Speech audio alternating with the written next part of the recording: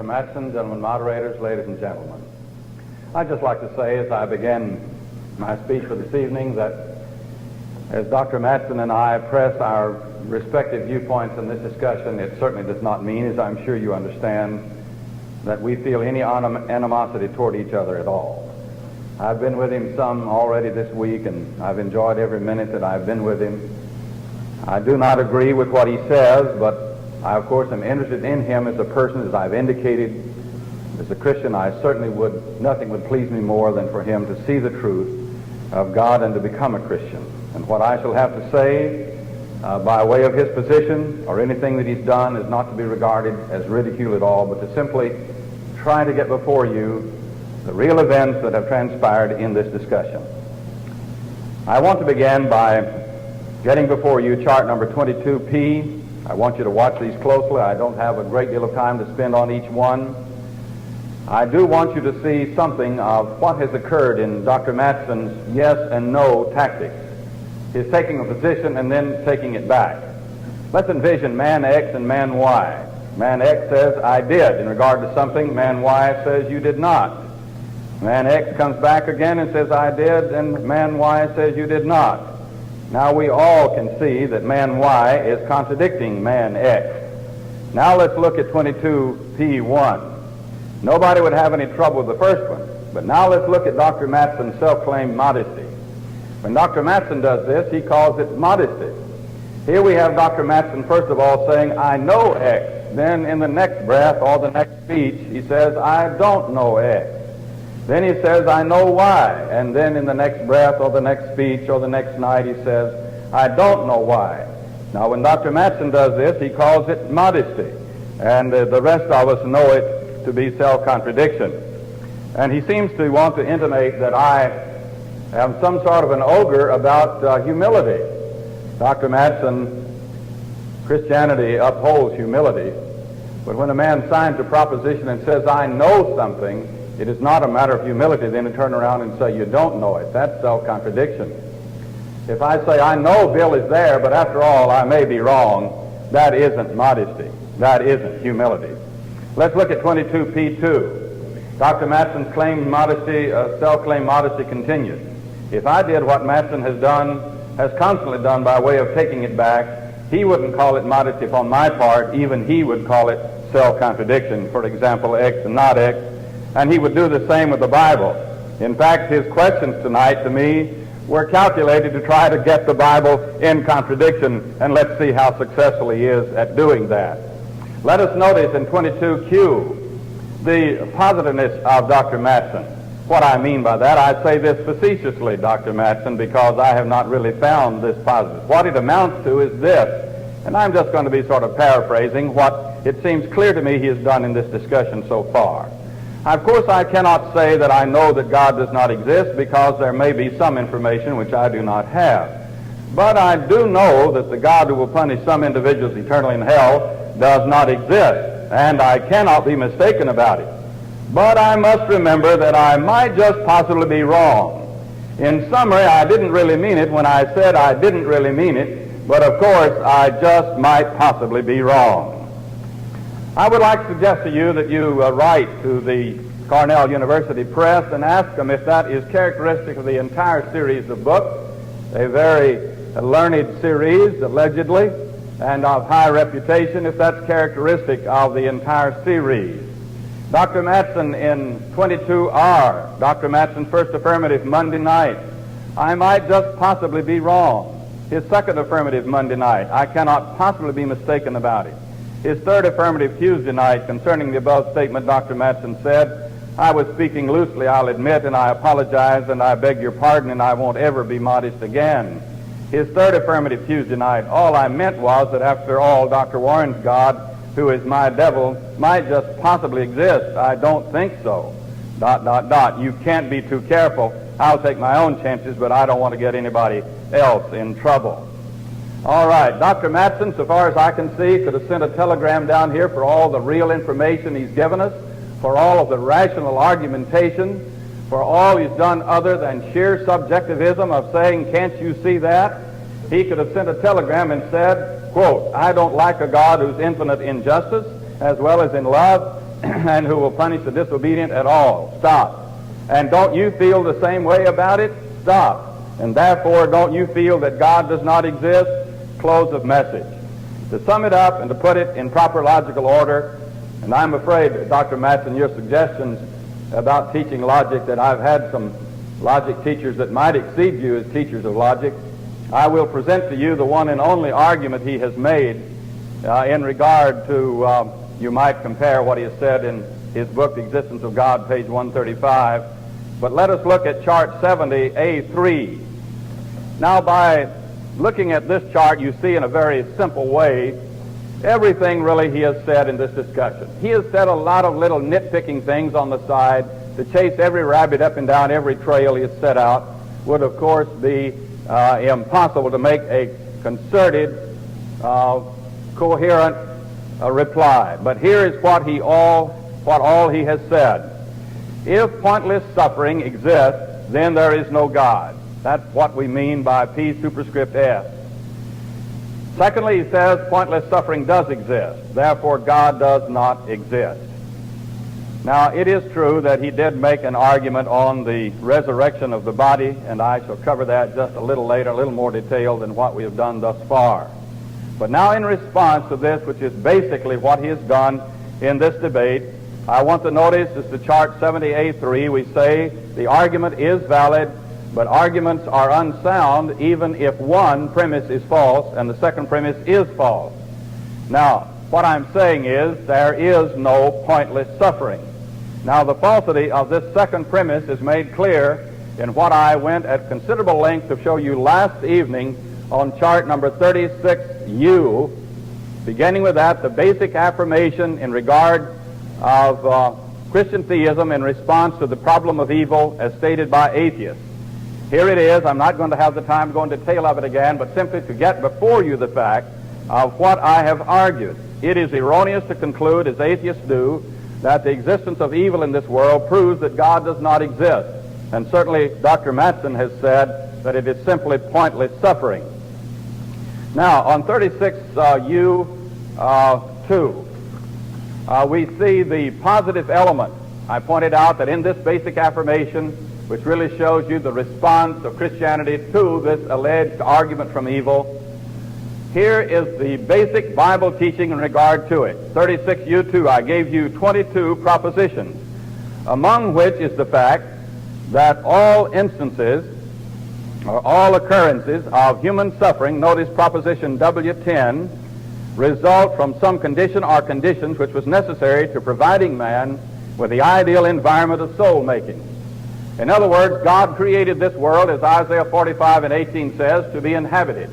He made it as a place for us to make our decision, to love Him, to believe in Him, to love Him and obey Him, or to reject Him. To this point, Dr. Matson has rejected Him. I hope that does not continue. Now, He made a world that was ideal for that. This world is not heaven. It is, to coin a phrase from another man, a veil of soul making, a place where you can decide, and this involves the possibility of suffering. Now, when I deny that there is pointless suffering in the world, I do not mean to say that there is not great and intense suffering. But if a wicked man punishes someone else or causes or inflicts suffering upon him, that man, if he's acting out of harmony with the will of God, is doing evil himself. He's guilty of intrinsic evil. But the suffering itself is not evil.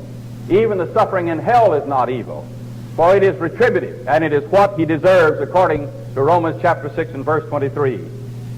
Let us look now at chart number 36U4. Without having the time to go back through all of these 22 propositions, I bring before you again the fact that if the 22 propositions are true, if it is even possible they are true, then the atheistic effort to prove that theism necessarily involves a logical contradiction, which has been Dr. Matson's total effort, failed. Coupled with the proof that the atheists cannot establish the propositions which are crucial to their own case, the 22 propositions destroy entirely the atheistic effort at this point. All right, now let's look at 36U9, the counter element of the basic affirmation of Christian theism. Notice at the bottom of the page, if atheism is true, then subjectivism is true. That means, for instance, in the matter of adultery. Some people say adultery is all right. Many people in our society today say that men and women can just take up and live with one another according to their own whim or fancy without marriage. Others even that men with men and women with women. Now others say that is wrong, grievously wrong. The Bible teaches it's wrong. But given atheism, you have to say that no matter what position you take in regard to it, you're right. Dr. Matson can't say a homosexual is wrong. He cannot say, has no ground whatever for saying adultery is wrong, or homosexuality, or polygamy, or group marriage, or whatever it may be in the moral realm. Man is nothing but matter in motion. He has no reason even to talk about free will. It's absolutely out of harmony with atheism. Now then, if atheism implies subjectivism, and such subjectivism implies a logical contradiction, such as adultery and not adultery, then subjectivism is false, because everything that implies a logical contradiction is false, and therefore atheism is false. And notice the reason for punishment. First of all, deterrence. I have gone over this. I simply remind you of it in chart 84H, reformation and retribution. Now, retribution is involved in hell. Paul said in Romans 6:23, "For the wages of sin is death." Now, I want to look at chart 82B to put before you. You've heard it already, my proposition. I know that God, that is, the God of the New Testament, who is to punish some individuals eternally in hell, does exist. Now, Dr. Matson, I'm saying that I know that. That doesn't mean that I'm just guessing at it. Or as you answered one of the questions tonight, which I hope to show the very interesting answers in our next speech at least, or the last tonight, I'm saying that I know that. I know that God does exist. God, that is, the God of the New Testament, who is to punish some individuals eternally in hell, does exist. And I think we surely have straightened out how that proposition came to be. Now let's look at proposition 4I. I want to show you, before I even begin in my positive proof, that Dr. Matson has already admitted that I am right. Let us look at chart number 4I. I have set it out here simply in symbolic language. You don't have to pay any attention to the chart. I want it to go into the book if you don't understand the symbolism, but I will read it for you. The first, proposition 1, means that a man, human beings, owe their ultimate origin either to creation or to evolution. Those are the only two choices. Secondly, if man owes his ultimate origin to creation, then God exists. That's quite obvious, since there can be no creation without God. Third, if it is by evolution, then man either was born of some non-human thing, or else he was transformed from some non-human thing, because if evolution is true, these are the only possibilities. Now notice in 4 and 5, in questions 9 and 10, on the first evening, Dr. Matson admitted that no human being now living or that ever has lived on earth was born of something that was non-human. In the fifth place, he admitted that neither apes nor any other non-human beings have ever been transformed into human beings. Nobody now living was at one time an ape and then changed into a human being. And nobody that ever lived in the past was ever an ape or something else non-human and then turned into a human being. Now, by conjunction of propositions 4 and 5, we have proposition 6. It is false that men owe their origin to born of non-human things, and it's false they owe their origin to being transformed from non-human things. Now, by what we call in logic De Morgan's theorem, we go to 7. It is that man was either born of non-human things or transformed. Why is that important to make that transformation? Because, you see, that's the denial of the consequent, what follows proposition 3. Now, that's important because that means, denying the consequent means that the antecedent is false. And so if that's false, it means in 8 that evolution is false. 3 and 7 by Modus Tollens. Therefore, taking proposition 1, either creation or evolution, if evolution is false, when you have a disjunct and one of them you know is false, then you know the other is true. Therefore, by 2 and 9, 2, if creation, then God. We know creation, therefore God follows. Therefore, God is proved. But if God is proved, then atheism is false. Therefore, by 11 and 10, atheism is false. That by Dr. Matson's own admission. Now, I want to go right on to a fact that Dr. Matson has not faced up to in this discussion. Proposition 78, A1, and A3. There are many things. I showed you the diagram of the prison that he, as an atheist, had a responsibility to deal with. He has ignored it completely. He has refused to face up to that responsibility. I pictured him inside a wall here, the wall of the eternality of non-living matter. He must get out of that wall, and he cannot do so. Then notice in 78A5, the wall of the eternality of non-living matter to living matter. He must get out of that wall, but he cannot do so. This wall would come after the other. He can't get out of the other, but certainly if he did, he couldn't get here. All right, now let's look at 96A. Now I'm beginning the actual positive presentation of my case for God. This summary standing up as an introduction to my points, as I shall go on through the evening in presenting my affirmative case tonight and tomorrow evening. Here we find a diagram of the basic argument for the existence of God. Basically, there is really one argument for God. The world and man proves God. God reveals himself to man. I'm using here some common or traditional terminology of general revelation or special revelation. General revelation being the world and man, special revelation being the Bible and the revelation of Jesus Christ. But I'm zeroing in here, on, as you can see, on man. Man himself, as the psalmist declared in Psalms 139, I am fearfully and wonderfully made.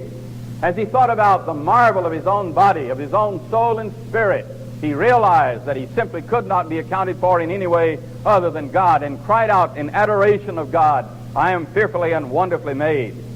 Chart number 96B, we see again a diagram of the basic thrust of the argumentation for God. I showed you the other evening that Dr. Matson follows this same basic logical thrust. There's no really no difference in us here if he would face up to his responsibility. There is the concept of God is infinite. Now, someone may get that by being taught as a child, or he may simply, by reasoning about himself or the world, come to that. But at any rate, he has the concept of God as infinite. Then a concept of what God would have created if he did. And then notice over in the left-hand corner side, an existing human being, and in particular the respiratory system. All of that combining in the center there to the combined evidence. Now man observes that combined evidence. Now we have seen Dr. Matson here, and as you listen to philosophers of various places, they're always running down Christians as being irrational. Whether it's true or not today, Dr. Matson was quoted in the newspaper as accusing Christians as being among the most irrational groups he knows. But friends, let me tell you this. The Bible teaches that we must prove all things to hold fast to that which is good. We are not to draw any conclusion for which we do not have adequate evidence. Now, from this combined evidence, we come to knowledge that God exists by a proper reasoning process. All right, 96C. Each human being is proof that God does exist. Premise number one, if there is even one characteristic, attribute, or property of even one human being which could have come into existence only by the creative power of God, then that one human being constitutes proof that God does exist.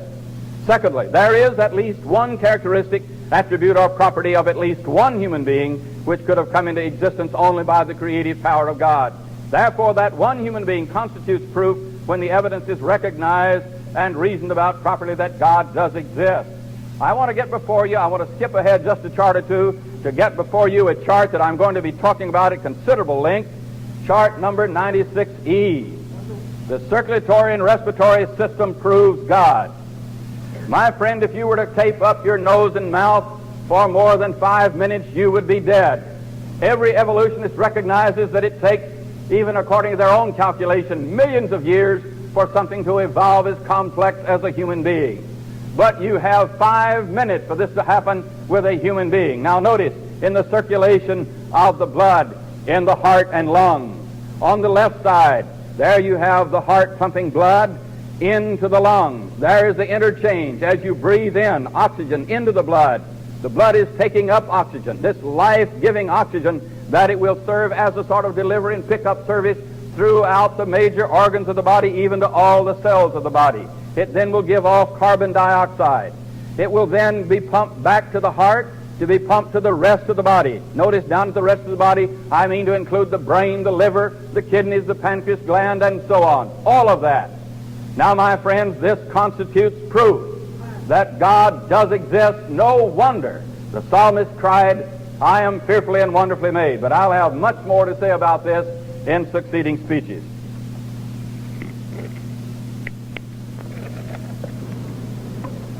Good evening, ladies and gentlemen.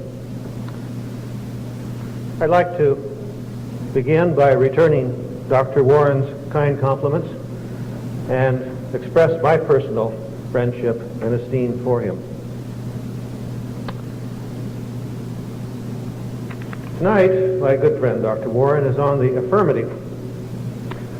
His task is to justify his claim to know that the good being who presides over the eternal hell exists.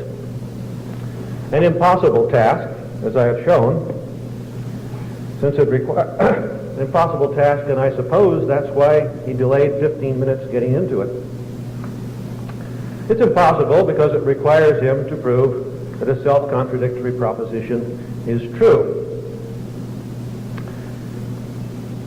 If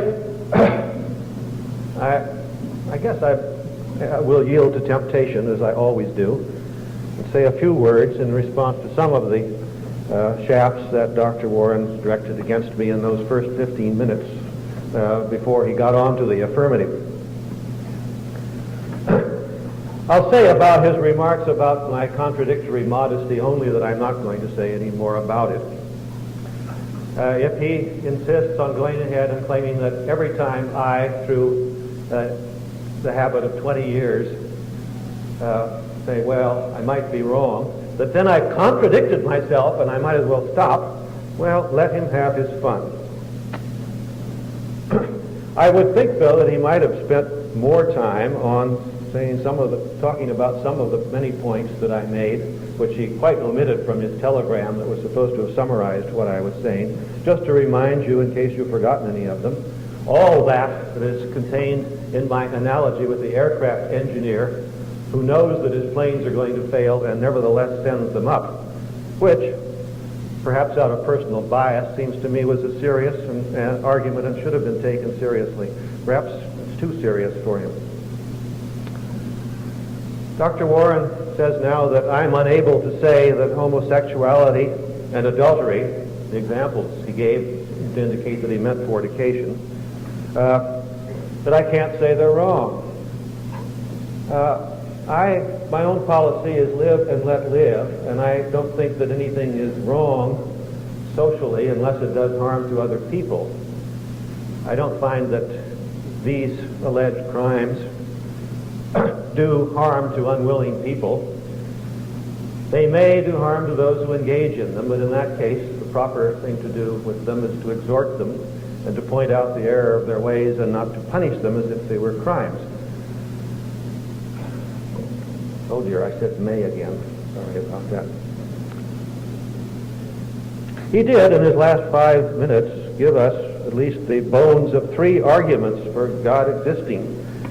I can dispose of the first one very easily, or very briefly. He says that God exists because the Bible says so, which of course is the most tightest circle of reasoning that you can ever see, so I don't think I need to say any more about that. The second, the argument from design, about which we'll probably hear a lot more. And the third, the argument that if there's even one characteristic that can come into being only by a creative act of God, then God exists. And there is such a characteristic, namely the circulatory and respiratory system. Therefore, God exists. Well, he says he's going to prove his second premise later, so I'll wait for that before commenting on it. But now let me go back to what I had prepared to say here.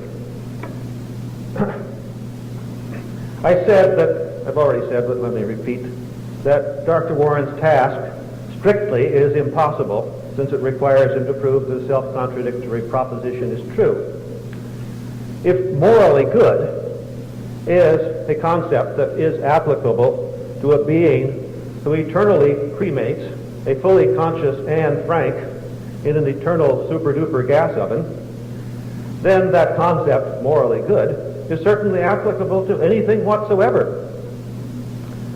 So the whatever anybody chooses to call good is good situation that Dr. Warren astoundingly claims that my side is committed to has indeed arrived. Any term that anybody wants to apply to anything can be applied. Everything is permitted. Anybody who likes can easily prove that triangles have 17 sides, and all bachelors are bigamists. In pointing this out, that Dr. Warren's proposition has been shown to be self-contradictory, I have in strictness already fully discharged my obligation as the negative speaker. Since we know in advance of hearing them that any arguments purporting to demonstrate contradictions must be unsound, it is not incumbent on me to scrutinize the individual strings of words and point out their mistakes. Since there exists a mathematical proof of the impossibility of squaring the circle, editors of mathematical journals return unread the papers submitted to them. I understand there are still quite a lot that purport to do it. Nor is this action of the editors unreasonable or indicative of closed minds, though no doubt the disappointed circle squarers think otherwise. But although I would in no way be derelict in my duty if I contented myself with saying nothing further, simply sat down and yielded all my time to Dr. Warren, which is a tempting prospect, or was simply repeating what I've already said as a reply to whatever Dr. Warren chooses to bring up, such a course might make for a boring evening. The show must go on. So I freely choose, Dr. Warren, henceforth to leave hell out of it, and for good measure, even the evil in the world. If Dr. Warren will also do so, then we will be left only with the question of the existence of a supernatural personal creator of the universe and of man, what Dr. Warren has called the flu question, which I think he hankers to debate, or would prefer to debate. Well, I'm willing to indulge him. The statement that the universe is the product of the creative activity of a being with attributes sufficiently like human consciousness, intelligence, and will to be meaningfully called a person, a supernatural person, this proposition, I say, is not self-contradictory. At least it's not obviously self-contradictory to me. So, if Dr. Warren will limit himself to attempts to show that that kind of being exists, I will not charge him with contradiction in his conclusion, though I will, of course, still try to point out any contradictions that I perceive to arise in his argumentation, though I will not listen to the tapes of tonight all day tomorrow and try to find one that I might have overlooked when it came along. I don't think I could bear to do that. I make this rather major concession not only freely, but unilaterally and unconditionally. But I would be very grateful to my good friend if he would reciprocate by, for instance, refraining from quoting me out of context and by eschewing arguments of the form, all X's are atheists, Matson is an atheist, therefore Matson is an X. It is tiresome, to say the least, to have to cope with undistributed middle, the first fallacy in the chapter on fallacies in every elementary logic book. From one standpoint, however, the concession I have made is not a very major one. It takes us, so to speak, out of the realm of circle squaring, only to land us in the land of the perpetual motion machines. The Patent Office, as you may know, rejects without examination all applications for patents on perpetual motion machines, that is, mechanical contrivances that purport to do work without any energy input. It's not that the very notion of a perpetual motion machine is self-contradictory, but what is for practical purposes every bit as bad, it conflicts with one or the other, or both, of two of the best established laws of physics, namely the first and second laws of thermodynamics. Well, the analogy here is not exact. I don't mean to make the claim that the notion of a personal creator runs head-on, crash against well-established results of scientific investigation. The situation is more like this. Some savages are said to have explained the notion of a steam locomotive the first time they saw one by the hypothesis that there was a horse inside it. Well, suppose the steam locomotive were taken apart and reassembled in their presence, and they were instructed in the principles of engineering and of the science of thermodynamics that explain its operation. After this, they might still retain their faith in the horse hypothesis in one or the other of two ways.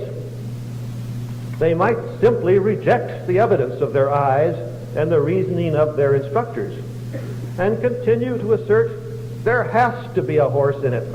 All that other stuff is done with mirrors. The second way, they might still retain the horse hypothesis, which I think is more sophisticated. They might say, yes, that's all right, but you've only shown us merely material second causes.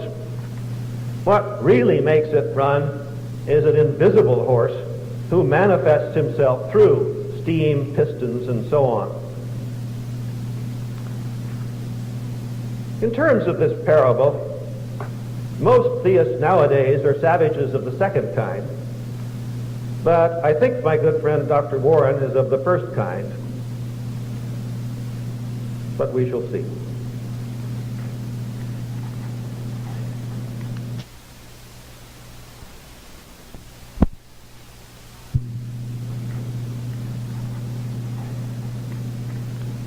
Now, I gather from what he has already said on Monday night, and indeed what he has repeated tonight, and what he has put into one of the question sets I had, I think it was Monday night, that Dr. Warren will rely rather heavily on the following argument. He didn't get around to stating this now, but he has stated it already, so I think it's fair for me to comment on it. He hasn't given me any more to comment on in the last 5 minutes of his speech, so I have to say something, I guess. So I'll talk about this. Anyway, it's a very simple argument. I don't have the chart for it. Dr. Warren could probably get it out, but I don't think we need to.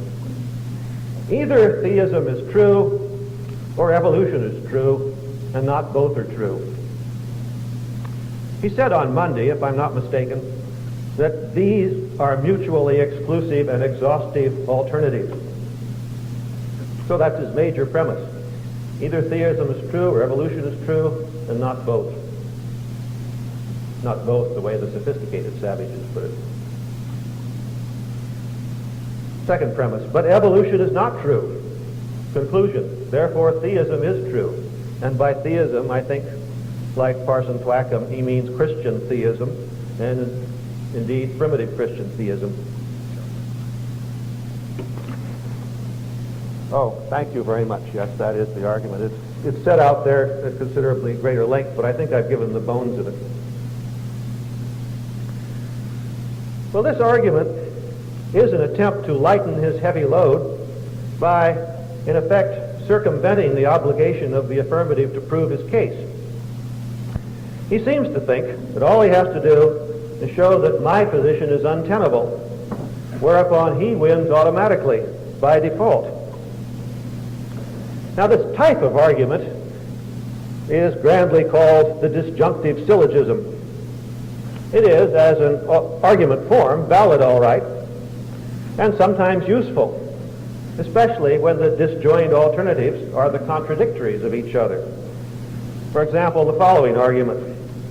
First premise, disjoined alternatives, which are contradictory.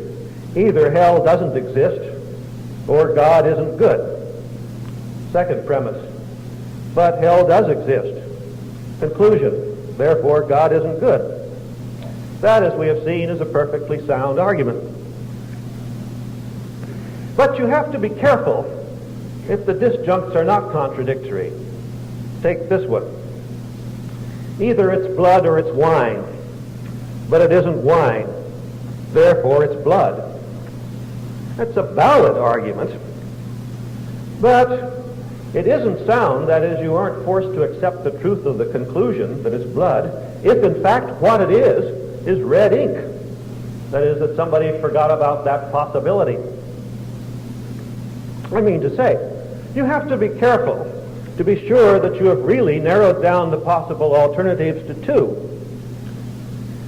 This condition may also fail to be met if, in trying to account for somebody's strange talk, we argue either he is lying or he is stupid, but he isn't stupid, therefore he is lying.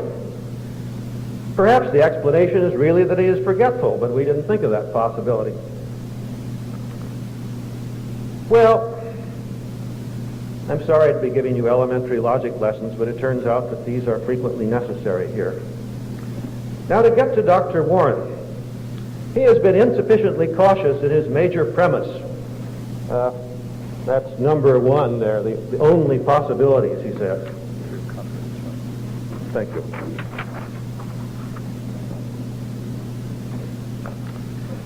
That's either, well, in his terms, C is,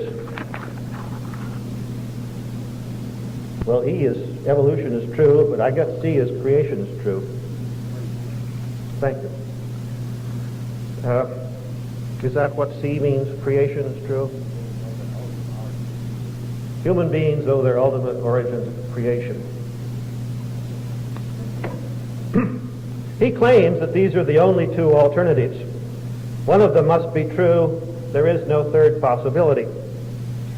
But this claim is false, as is easily seen by producing more alternatives. Here's an additional alternative.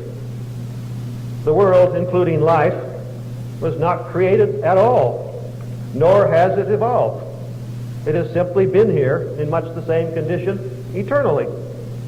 Now, I didn't just make this up for the sake of illustration, though it would be all right if I did. This is, in fact, the view that was held by no less a figure than Aristotle. Second additional alternative. The world was created by a supernatural being, but out of pre-existing chaotic matter. This is the view of Plato, and perhaps the author of Genesis chapter 1, to name only two among very many. I don't know, Dr. Warren perhaps means to include that possibility in his C, but I doubt it because he's been harping already on the eternality of matter as something that I have to prove, and I guess he wants to show that creation must be out of nothing, but that's conjecture. Third alternative. The world is a gigantic animal of which God is the soul. It grows, matures, declines, is consumed by fire, then starts all over again out of its own ashes. This is the view of the Stoic philosophers. Fourth additional alternative. The world was created by the devil. This has been held by the Manichaeans and some other Gnostic sects. Fifth additional alternative. The world was created by a committee of gods. Sixth to millionth additional alternatives. The world was created by a god, not however named Yahweh, but named Marduk, or Brahman, or Huitzilopochtli, or Mumbo Jumbo, or etc., etc. So you see, Dr. Warren, if you should succeed in knocking down the evolutionary account, your work has barely begun, and I have no notion how you can carry it on without arguing in a circle. The biblical account must be the true one because it's the Word of God.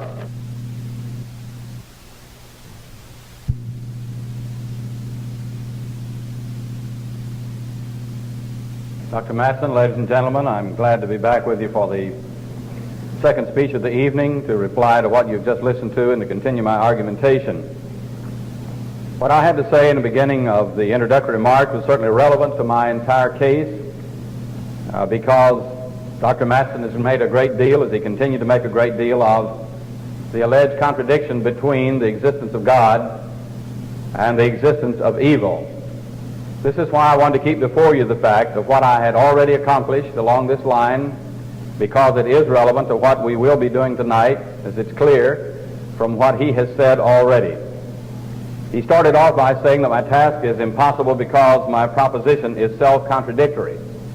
And this he alleges because it is simply impossible for there to be an infinite good God and evil to exist. This is nothing but his assertion. He has not taken up my case, the basic affirmation which I made on the charts which I presented. He did not take up those charts. He said that the first part of my speech had nothing whatever to do with what his responsibility was to reply to, but it was there that that problem was answered. In the positive element, I showed 22 propositions which cover the entire problem of the existence of God and the existence of evil, and that there is no contradiction between the existence of the infinite good God, who incidentally is the God of this proposition, Dr. Matson. That's the God we're discussing. The God of the New Testament is the infinite good God. And I have explained in that positive element and in the negative element and in the counter element how that occurs. In the counter element, I showed that Dr. Matson's case involves him in an admission of self-defeat. However much he tries to escape it, he cannot escape subjectivism so long as he alleges atheism, and that is not an undistributed middle. As an atheist, he has no ground whatever for saying that one thing is better than another, save on a purely subjective basis. And he gave concrete proof of it by getting up here and saying that so far as he's concerned, fornication is not wrong unless it does harm to someone. But there are many other people who say that fornication or adultery or homosexuality or group marriage or trial marriage or whatever are all wrong. Now, Dr. Matson, who decides who is right? Just your say-so? Just your subjective feeling? Or is there such a thing as real right and real wrong in regard to the relationship between the sexes? Is it wrong for two men to live together, for two women to live together in sexual intercourse? Is it wrong for community marriage? Do you see why I warned you last evening of what's happening to this nation? That men such as Dr. Matson have really taken charge of the educational system of this country, and there is even now underway, a plan to teach our children that every person makes his own decision. It's called value teaching, and you had better be investigating to see what's happening in your own public schools as well as your own colleges and universities. It is this kind of man who is now in control, basically, of the educational system of this country.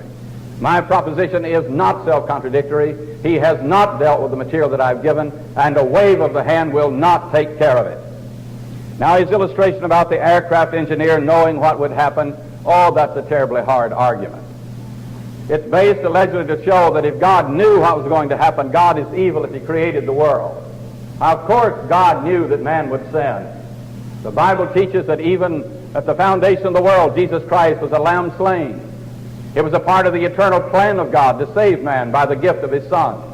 Of course, God knew man would sin. But friends, let us notice, and I did not read the Bible simply a moment ago to say, look, the Bible says it, therefore it's true.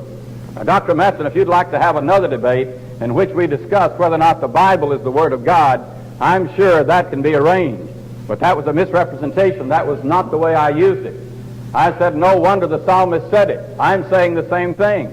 The psalmist saw the marvel of his body and cried out in adoration of the existence of God. I see the marvel of my own body and of yours, and I do the same thing. Now let's notice in Isaiah 45 and verse 9. I'm not just quoting this because it's so, but I'm showing you the basic fact, and you can argue about it philosophically.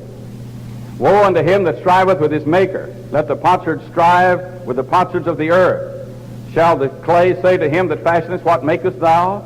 Or thy work, that he hath no hands? Woe unto him that saith unto his father, why begettest thou? Or to the woman, what hast thou brought forth?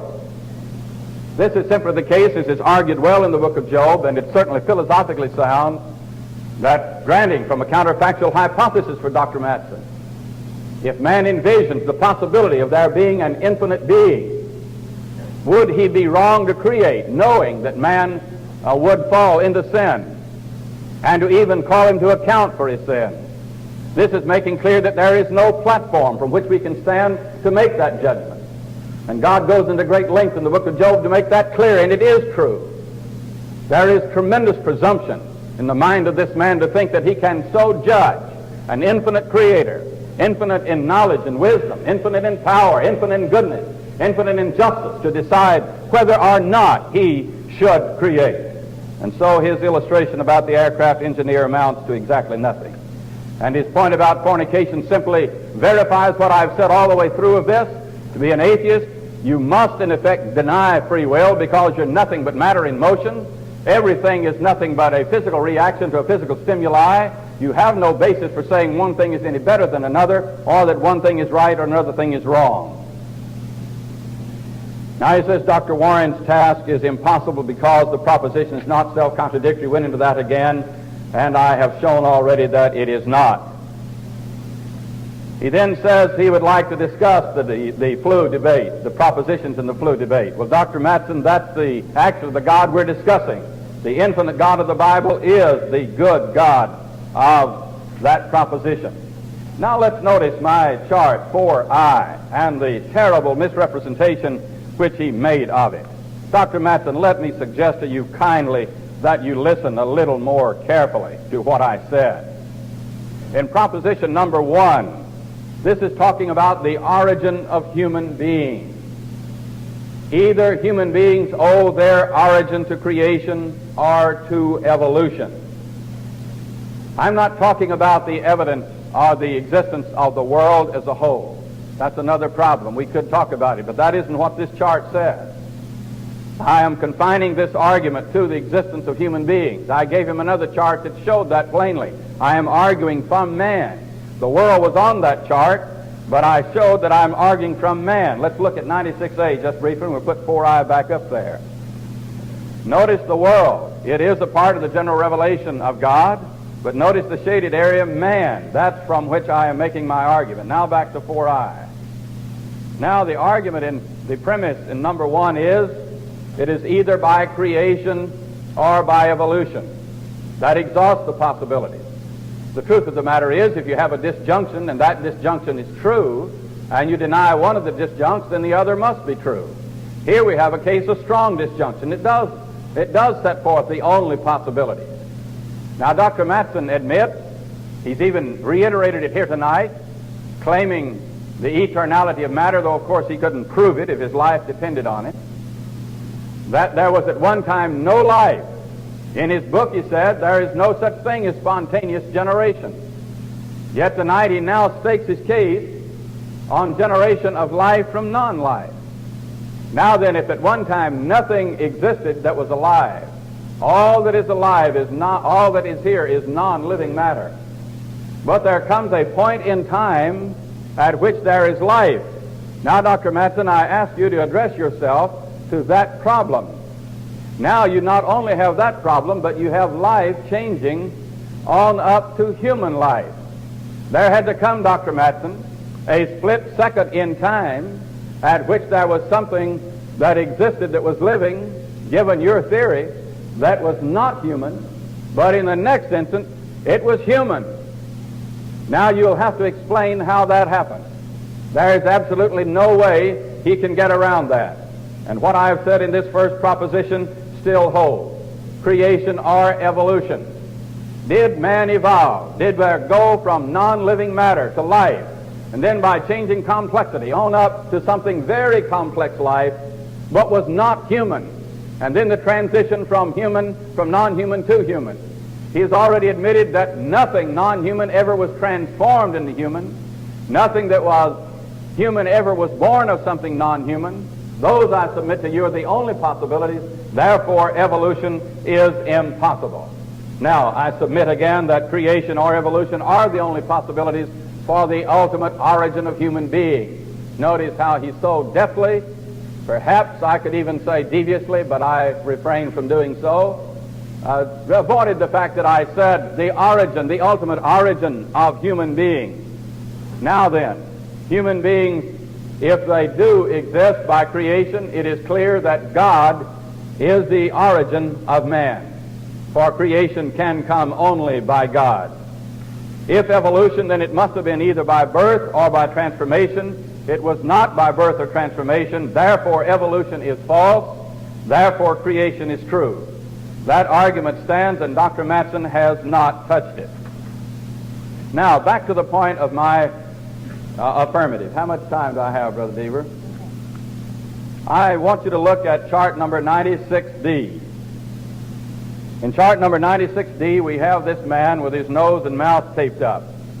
How long can he live with his nose and mouth taped? About 5 to 6 minutes at most. Brain damage occurring probably even before that. Now let's look at 96D1. The human respiratory system proves that God does exist. I'm talking about the God of my proposition. The God who is good, the God who is infinite, the God who is self-existent, the God who does not depend upon anything else for his existence, the man who is the creator of man, the one to whom all of us owe our ultimate origin. Notice the human respiratory system, according to Dr. Matson, it owes its ultimate origin to non-living matter. I say it owes its existence ultimately to God. Now to the chart on 96E, where I was as I stopped last time. You will notice that Dr. Matson paid no attention to this. He gave a wave of the hand and away he went. The circulatory and respiratory systems prove God. Now, friends, we're dealing here with the fact of a 5-minute time frame for human life to live. Here is something that does not have a human respiratory system. Now, can it evolve, given Dr. Matson's theory? Absolutely not. The only way it could have come into being is by the mighty creative power of an infinite being who is self-existent. Dr. Matson has admitted in his book, The Existence of God, that the evidence available indicates that for all he knows, the creation out of nothing is possible. This constitutes proof that that is so. As we think about the marvel of the human heart, the marvel of the lungs in relationship to one another, the complexity of it, we're not talking about mere probability, we're talking about absolute impossibility. Notice chart number 96F. Notice the marvelous interchange of oxygen in the air and carbon dioxide in the blood. Without this amazing interchange, no human being could live more than a few moments, and thus the systems required to accomplish this interchange could not have evolved from non-living matter or even from some living thing which did not have such systems. Thus, since being an atheist, claiming to know that God does not exist is utter folly. The atheistic proposition is clearly false and theism is true. Let's look at 96F3. More detail of the argument.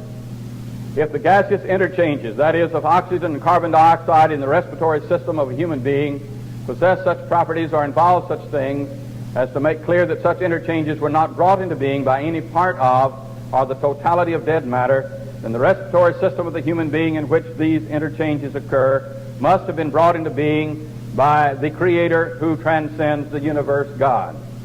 The gaseous interchange in the respiratory system of human beings do possess such properties as to make clear that such interchanges were not brought into being by any part of or the totality of non-living or dead matter. Therefore, the respiratory system of the human being must have been brought into being by the Creator who transcends the universe, that is God. Let us look at 96.4f, the explanation of the interchange of oxygen and carbon dioxide in the human respiratory system. First, we note that the tension of oxygen is lower in the venous blood than it is in the alveolar air, but the venous blood has a higher tension of carbon dioxide. The pulmonary capillaries in the air and the alveoli are separated by membranes.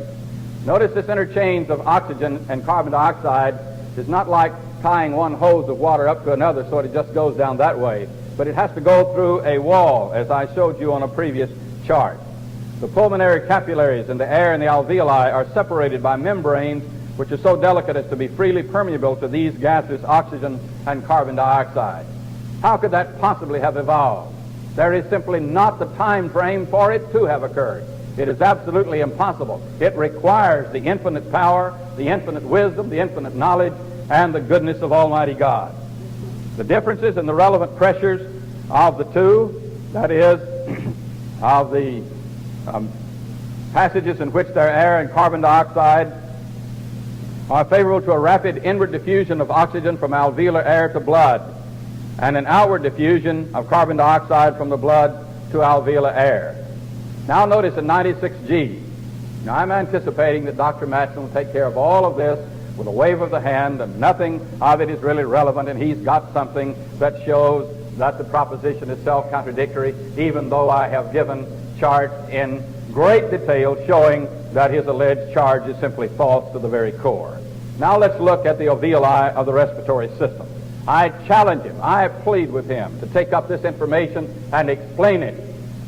Life from non-life, human life from non-human life, the human respiratory system from that which had no respiratory system. Dr. Matson, I challenge you with every ounce of my being to take up this argument and deal with it point by point as you have the responsibility to do. Notice, let's look at the alveoli. They are grape-like bunches of very small air sacs. Each person, we're told, has approximately 750 million of these. All of them together likely have a surface area which is about 25 times that of the skin. Spread out flat, they would probably cover as much as 600 square feet. Compare a room of 30 by 20 feet. Each alveolus is covered with a network of capillaries. These capillaries are so small that red blood cells must pass through them one cell at a time. Isn't it marvelous that we have the blind, non-purposive, non-intelligent, non-living matter to bring this about? That's what Dr. Matson is asking you to believe. He's asking you to believe that matter is eternal, and that out of this, without a single thing that was intelligent, without a single thing that was living, without a single thing to bring this about, all of this has come about simply by sheer chance, by mere accident, without any planning whatever. Through the very thin walls of the capillary, the blood gives up its waste, carbon dioxide, and takes on refreshing, life-giving oxygen. Without this interchange of carbon dioxide and oxygen, no human being could live more than a few moments.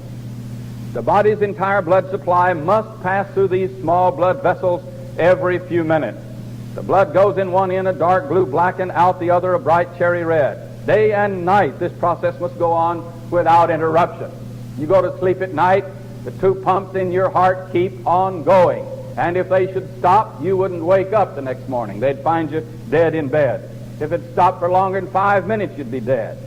The entire body's supply must pass through there, day and night. It is clear from these facts that man did not evolve by mere chance from non-living matter, but that man was created from God, by God. From some final points here. In order for the atheist to know that God does not exist, he must first know that the human respiratory system owes its origin ultimately to non-living matter, but he doesn't know it and he cannot know it. Therefore, he does not know that God does not exist, but we know that he does because this is the only explanation that fits the facts. All right, now let us notice proof that theism is true and atheism is false on chart 96H.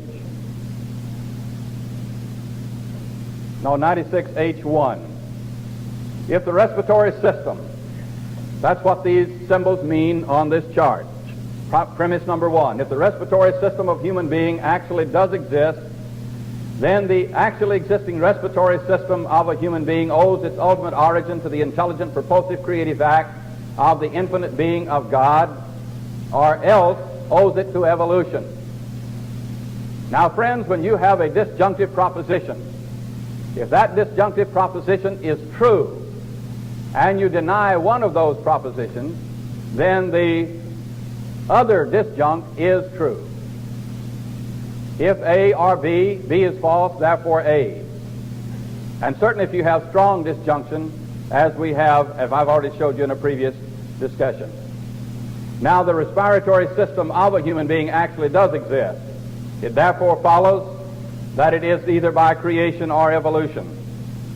It is not by evolution. It is impossible that the human respiratory system owes its ultimate origin to atheistic evolution. Therefore, by disjunctive syllogism from 5, we find, or from 3 and 4, we find that creation does follow. In premise number 6, obvious since there can be no creation without God. Therefore, theism is true from proposition 6 and 5 by what we call modus ponens. It's simply an affirmation of the antecedent. If theism is true, then atheism is false, and therefore, since theism is true, then atheism is false. Now, friends, I have shown by the existence of man and the marvel of his body that God does exist. There can be simply no doubt about it. How much time do I have now, Brother Deaver? All right, then I won't get into the next point.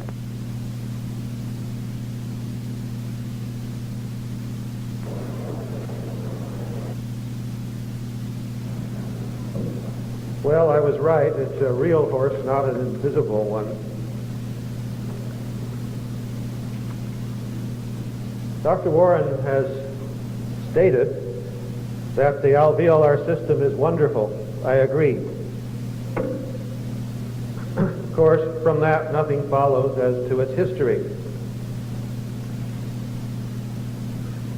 Dr. Warren stated that it's impossible that it owes its origin to evolution.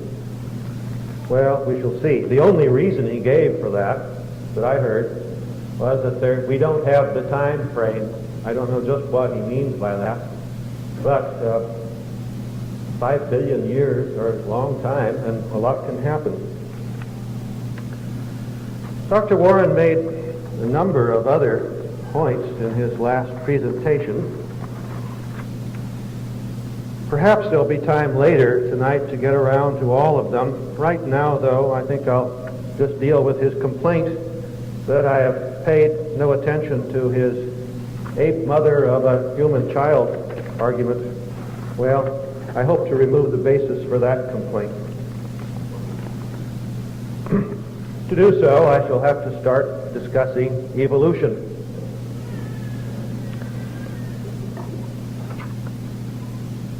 Now, I confess that I feel a number of uneasinesses in finding myself in the position of being called upon to defend organic evolution as an account of the development of life on Earth and particularly of man. Oh yes, Dr. Warren complained of me that I talked about the origin of the creation of the universe and he was only talking about man. I stand corrected, so it doesn't seem to me a point of great importance. What one has to say about one will largely apply to the other as well. Well, in talking about evolution, in the first place, I have the eerie sensation of being in a time machine. There's a sense of being back in Dayton, Tennessee in 1926, wasn't it? At the Scopes monkey trial with William Jennings Bryan and Clarence Darrow and H.L. Mencken. I had thought that these matters were settled, at least when one was dealing with university professors who were members not only of the American Philosophical Association and the Southwestern Philosophical Association Society, but also of the Philosophy of Science Association. I'm not advancing this as an argument, Dr. Warren. I'm only describing my feeling and my erroneous belief. The second uneasiness is the feeling of perhaps being about to get out beyond my depth. I do claim some professional competence in the subjects we have been discussing on the two previous nights, and indeed on what I brought up in my first presentation tonight, which was mostly logical points. But I am no kind of biologist or paleontologist or comparative anatomist or geneticist or anthropologist. My education in none of these fields has gone beyond the reading of popular expositions. And I share the reluctance generally felt by members of the learned professions at going outside my field.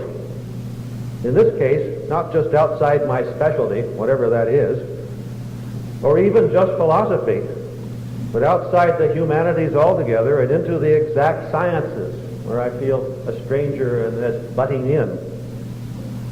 I feel this uneasiness especially if I'm to have to do this in such a public place, with my every word and gesture being preserved for eternity on audio tape and videotape and by two court reporters. the other one? I guess they spell each other one at a time. But I'll do the best I can. And when I look at the slides that are brought against me, I am in a way cheered up. I was aware that in his debate with Flew, Dr. Warren gave no indication of any familiarity with even basic popular accounts of evolution. But I thought that of course he would have profited from his encounter with Flew to the extent of familiarizing himself with the topic, at the very least, by reading a book or two or auditing Biology 1 at Vanderbilt. I guess they teach evolution there, don't they? I mean, all the colleges are degenerating, as we've just been told.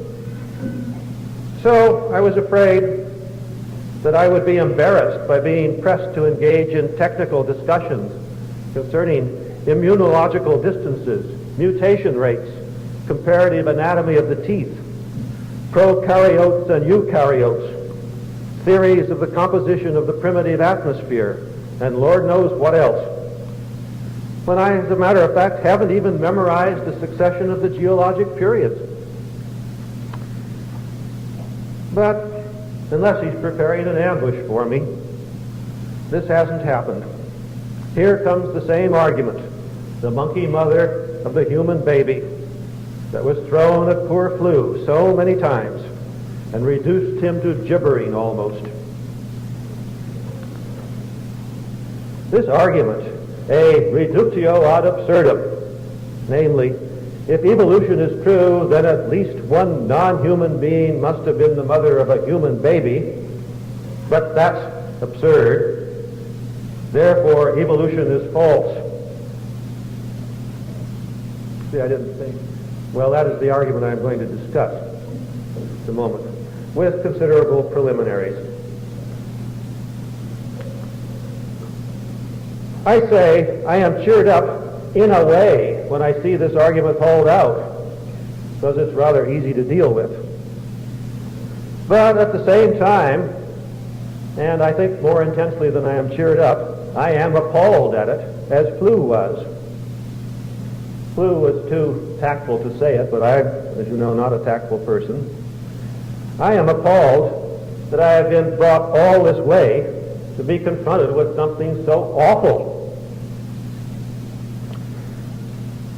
Flew gently and tactfully tried to point out to Dr. Warren that evolution is not a matter of jumps, or not 1 year there isn't an alveolar system, or 1 second and then another second there is, but rather of extremely gradual transitions through intermediate forms that share in varying degrees and different respects the characteristics of the forms at both ends. But try as he could not get this across to Dr. Warren. Well, I'll make one attempt. If it doesn't work, I'll repeat it. If that doesn't do it, I might wait one more try. But after that, I'll give up. I won't stick it out to 70 times 70, or whatever the biblical number is. There's not time, for one thing. All right, now let's consider the following argument, which isn't the argument I just gave, but another one. Some people say that the Spanish language evolved from the Latin language.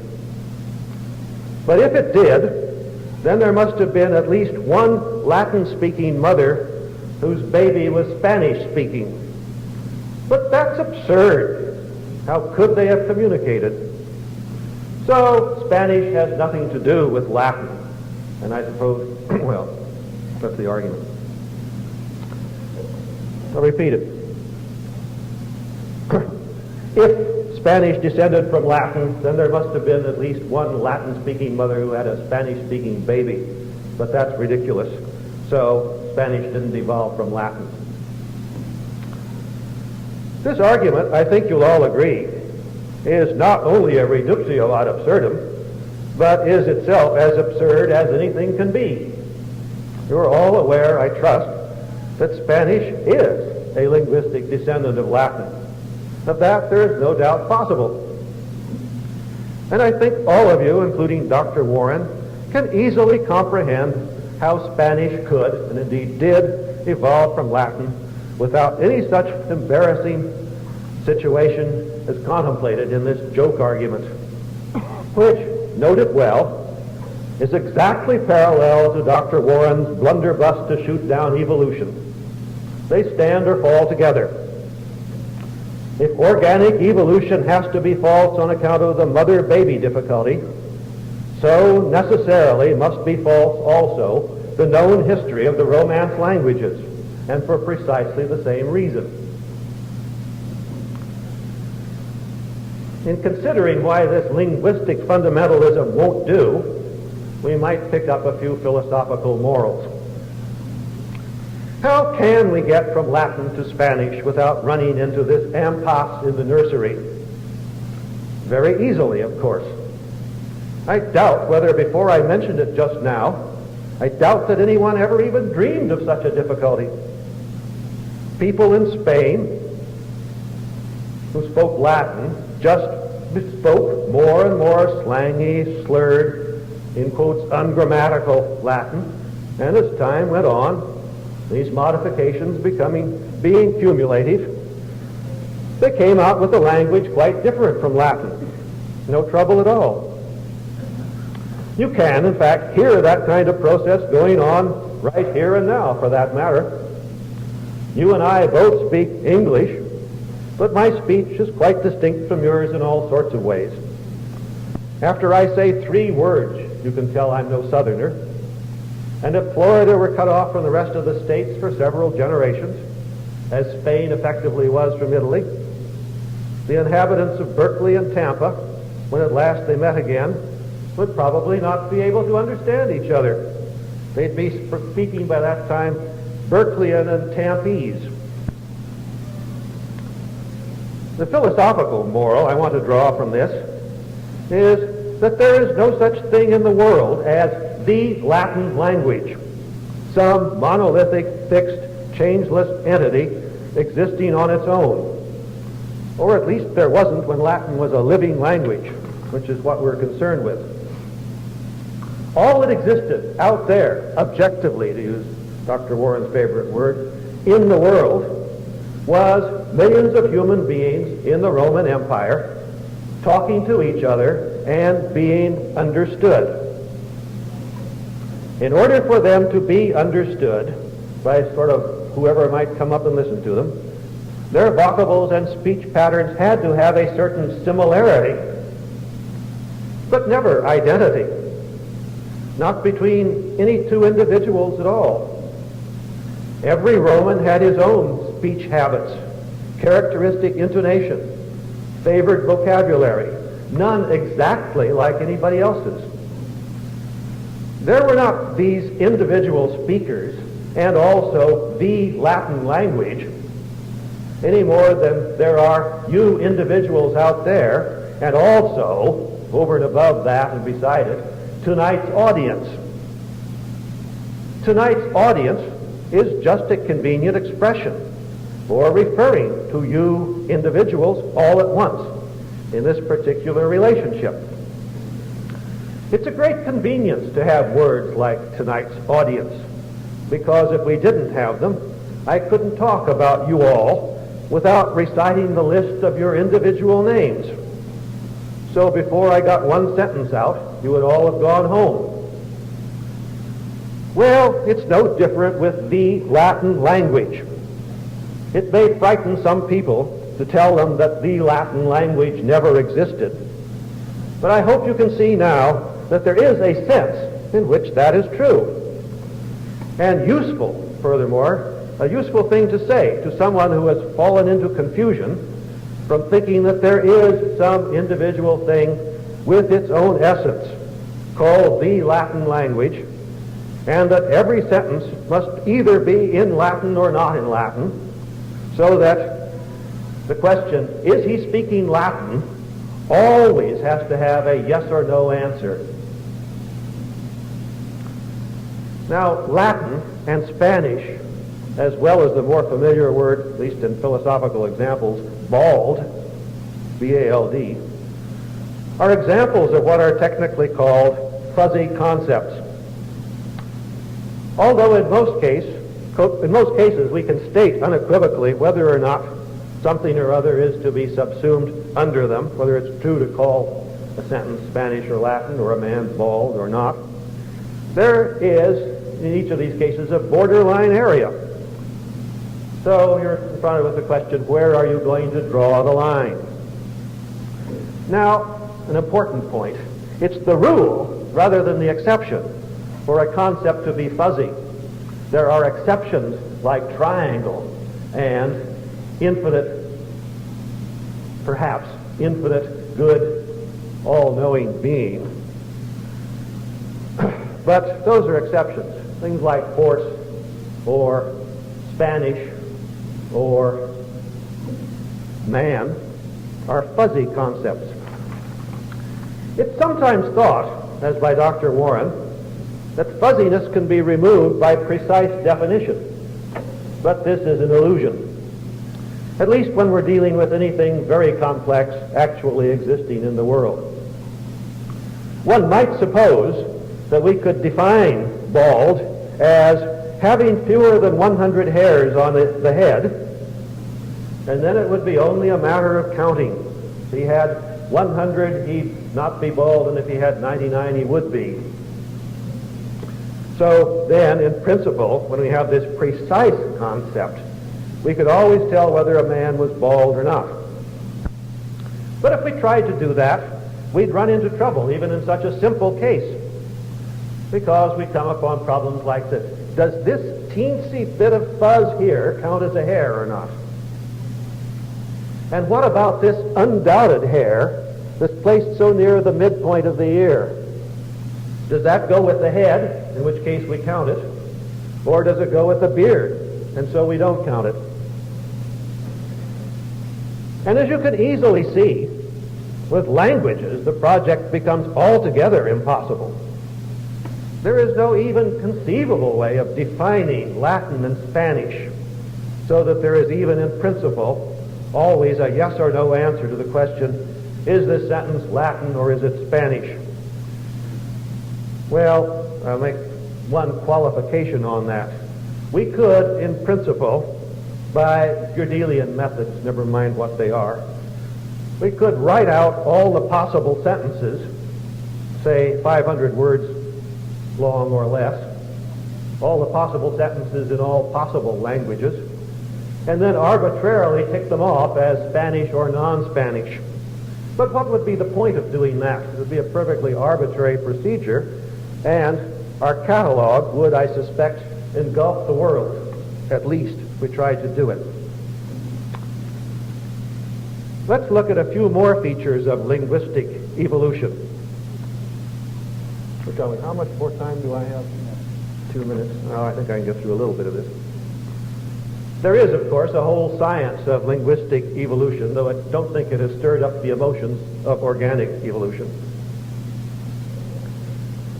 One thing to notice is that the unit of linguistic evolution, that is, the entity that does the evolving, is not the individual speaker's speech, which tends to remain pretty constant through his lifetime, but the speech of the whole population of intercommunicating people. Excuse me, I almost forgot something, which I'll use my remaining time to do. It happens that this month, providentially we might say, the Scientific American has a special issue devoted entirely to evolution. Now, Dr. Warren was so very kind as to send me a copy of his book Against Atheism when it was published, and I'm very happy to be able to return the kindness by presenting him tonight with this, which he will indeed take a look at it tonight and tomorrow, just a little bit. I think our discussion might be very much improved. Would you pass it down, please? Thank you. Ladies and gentlemen. Well, friends, if it had not been for the lack of tact, I would have thought I'd been listening to Dr. Flew. I think every point that he got from Dr. Flew in our debate. Didn't say anything new except that he used an illustration regarding Latin that Dr. Flew did not use. Otherwise, he made exactly the same effort at trying to avoid the responsibility of telling us not when. That wasn't what I asked, Dr. Matson. I do wish you would listen more carefully, please. I did not ask when did human beings come into existence, but I asked how did they come into existence. How did they come into existence when there was at one time nothing, according to your admission, but non-living matter? How did life come in the light of your admission in your book that there is no such thing as spontaneous generation? No life comes except from seed. How much have you heard him say about that? Dr. Matson, Cornell University Press will surely be interested in your repudiation of that position. You now are saying that life has come from non-life, just as you're saying that that human life has come from non-human life. But what explanation did you tell us as to how it came? Oh, he seeks to give us the explanation by saying that Dr. Warren didn't learn the lesson that Dr. Flew taught so well. Oh, how well he taught it. That it is a gradual process. But I want you to notice how he answered the question, the very first question on last evening. Number one, true or false? Every precisely stated proposition is either true or false. And he said true. All right, here is a precisely stated proposition. Everything that exists or ever has existed is either human or non-human. But both he and Dr. Flew have to envision something in between that was neither human nor non-human. Here he has taken a position, of course, in recognition of the law of excluded middle, that everything that exists either possesses a certain property or it does not. But now what does all of this speech to which you just listened amount to? Nothing. It amounts to a denial of what he here admitted, what on this question he said was the truth, and now he comes up with all of this talk about baldness and Latin by an effort to deny it. Well, let me take up his speech item by item and passage by passage before we get back to our affirmative argument. How much did you hear about his taking up my affirmative analysis? That step-by-step analysis showing that his denial of it could not be true. How much did you hear of it? I ask you to ask yourself honestly and sincerely, how much did you hear about it? That was an affirmative argument set out in precise, logical form, put up where he could see it, where he could go down the line, item by item and passage by passage, where he could show that it was valid, invalid if it were, where he could show there was a false premise if there were any. What did he say about it? Nothing. What did he do? He came back and denied what he had admitted on Tuesday night. He took exactly the same tactic that Dr. Flew did, namely to deny the law of excluded middle after having admitted it. All right, let's go through it. There is the old prejudicial tactic. Again, it's an appeal to prejudice. If I were here debating Mrs. O'Hare, that's what I would expect. She's a fellow traveler of his, and he tried the other day to repudiate her on television. But Dr. Matson, you've joined her. You make the same kind of effort she does. That's an appeal to prejudice. Actually, a rejection of the law of rationality, when every philosopher of any worth ought to recognize that we should draw only such conclusions as are warranted by the evidence. Oh, we've got the monkey trial. I wrote a letter to the editor of one of the newspapers recently after they had been talking about, have we got to have the monkey trial all over again? What are we to do, to sit down and let the biologists tell us about our origins? Dr. Matson says, just as Dr. Flew did, oh, I'm not an expert in biology. Dr. Matson, I have talked to biologists, I've talked to paleontologists, I've talked to chemists, biochemists, and so on and so forth. I have said, can you tell me which was first on earth, a woman, a human female, or a baby? Not a single one of them has ever tried it. I wrote to all this great array of experts to which he refers, and I suppose to which he had reference when he handed me this magazine, of the, I think, 106 signers of the Evolutionist Manifesto, and I asked the question, which was first on earth, a woman or a baby? Will you please tell me not when but how that which had no life became alive, and that which was alive but was not human became human? About 50 of those 106 answered, Most of them answered with some sort of smart aleck remark, but not one single one of them tried to answer either one of the questions. They did just what Dr. Matson has done.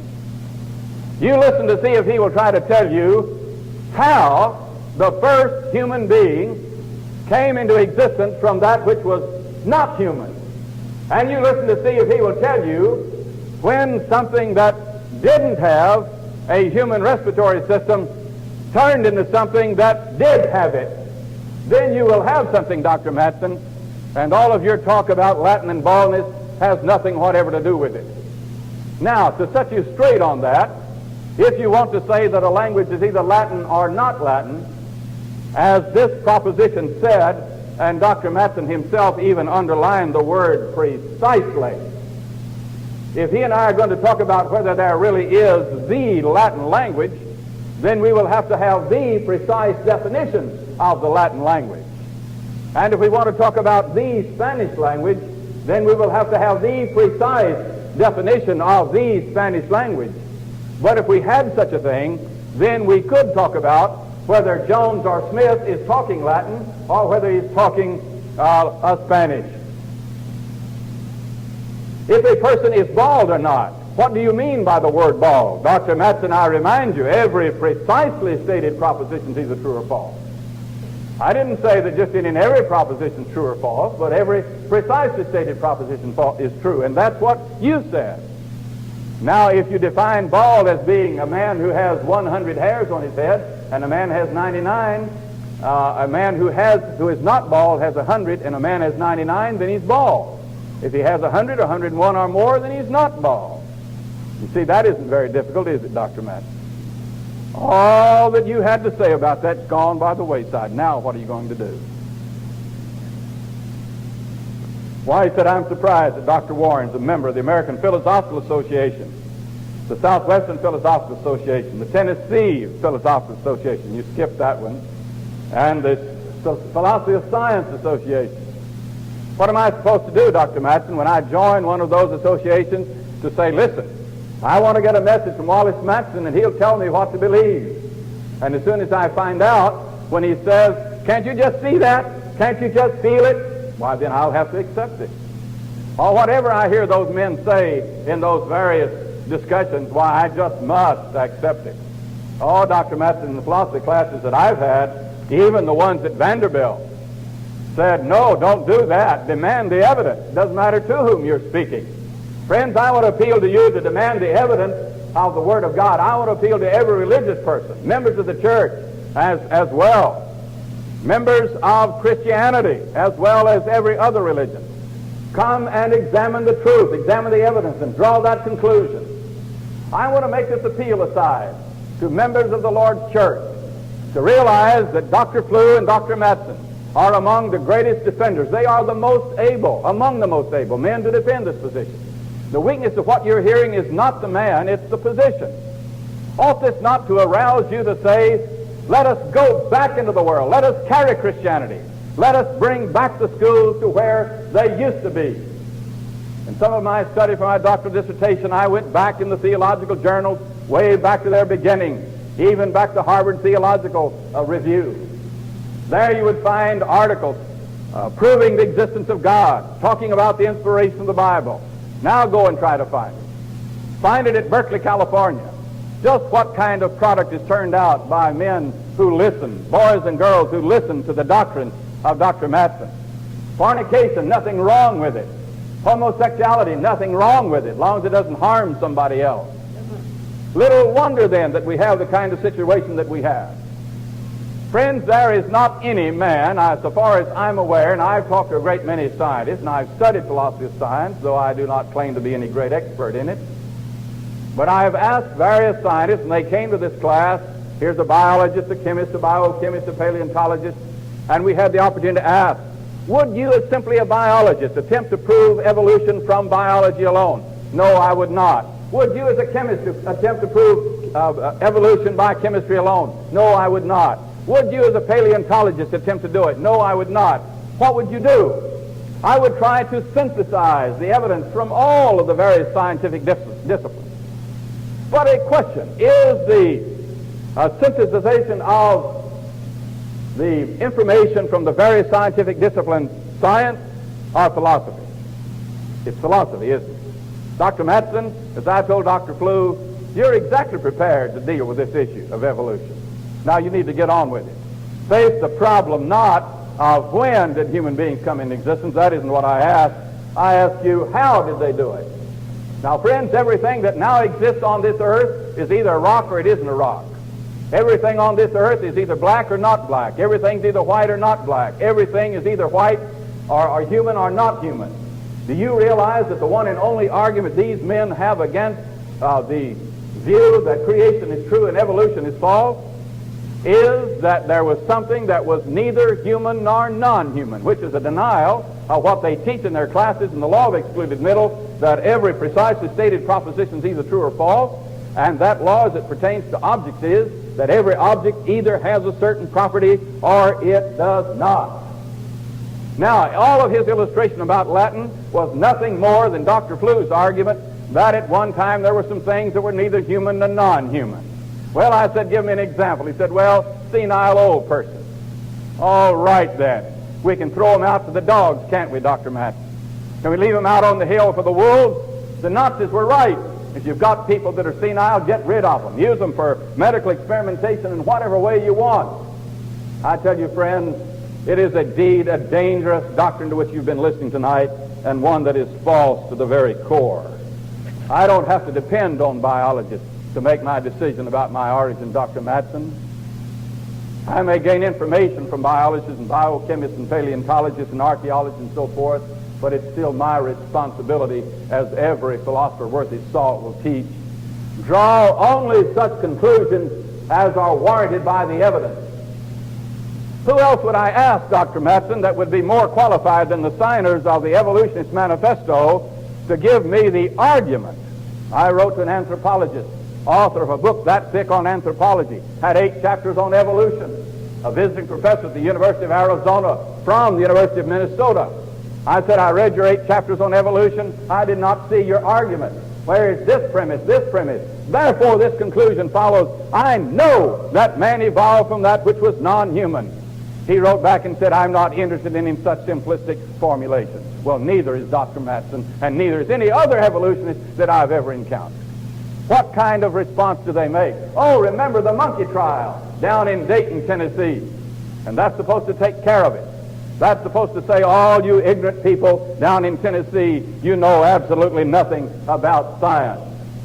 I'll challenge any scientist in the world or any evolutionist in the world to set out the proposition or the argument that has the premises, a valid argument, the conclusion of which is, therefore I know that human beings owe their ultimate origin to evolution from non-living matter, from that to life that was non-human, and from that to human. Dr. Matson, that's a challenge I give to you. I ask you to come up here and answer it. Now, don't you let this next speech close without dealing with that.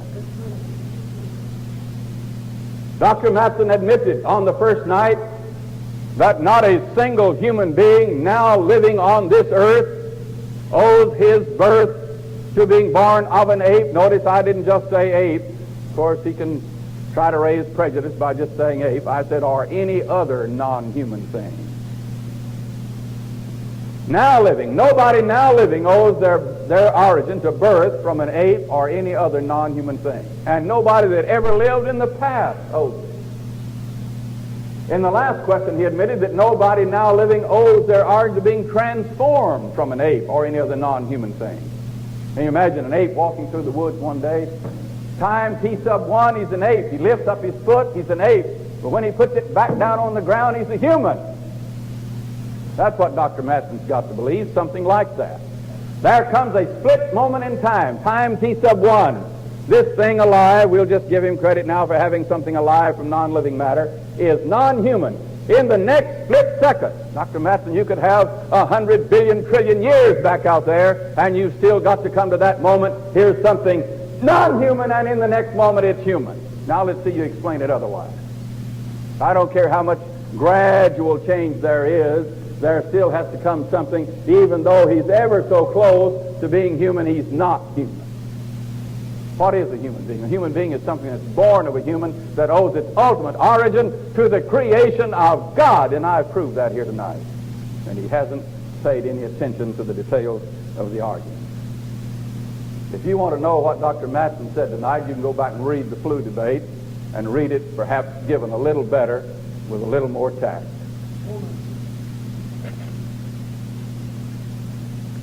All right, let's see if we have covered everything you had to say. And I believe that we have. So the last thing he did was to give me the gift of the Scientific American. I already subscribed to it in the past, and it's now in our library, Dr. Matson, and I read it regularly, so thank you very much just the same. Now, I want to look at 4I again before we close. I've given this orally, but I want you to see it. Dr. Matson, I want you to look at it. You have admitted propositions 4 and 5. No human being now living or past was born of ape or any other non-human thing. No human now living or past was ever transformed into some human being from something that was non-human. Don't let him blind you by this, oh, it was gradual. Dr. Warren knows nothing about biology. Why, he says, I'm embarrassed to have been brought here from Berkeley, that great center of learning, to come into the midst of such ignorance, of people who did not know that evolution occurred gradually.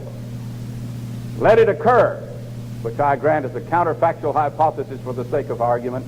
Let it have been changing gradually for 1 trillion years, if you want, Dr. Matson. It comes up now to this moment, it's not human here. And the next split second is human. Now you tell us how it happened, will you? Notice he admitted in 6, not by birth and not by transformation. Therefore, he knows the logical move. I surely don't need to explain it to him. Surely I don't need to give you that logic lesson, Dr. Matson. It is therefore false, the disjunction by birth or transformation. Therefore, going back up to sense in 3, since evolution, if evolution is true, then it is either by birth or transformation. And if it is false, by either birth or transformation, then evolution is false.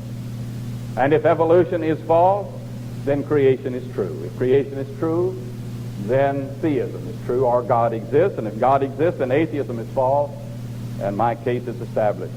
I've established my case in an affirmative way. I'm here showing you that he admits everything I have said to you about it. Now I want to go ahead with my affirmative argument in a little bit that I have left. I have shown you that God is self-sufficient. God is the one and only self-sufficient being.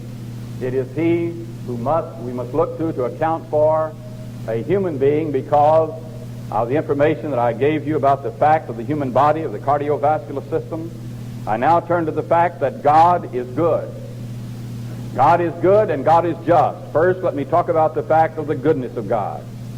He is infinite in goodness. He loves all men. He loves Dr. Matson. I love Dr. Matson.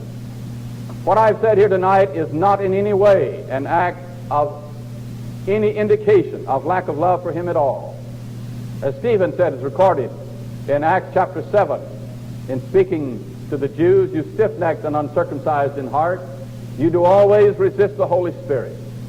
But then, because of their anger, as they began to kill him by stoning him, he lifted up his eyes to heaven and seeing Jesus standing at the right hand of God, cried out, Lord, lay not this sin to their charge. I say that to emphasize to you that while I work strongly against his argument, I do so for his benefit as well as for you, with a sincere hope that he will see the truth and come to understand the great God of heaven and the Son that he gave to die for us.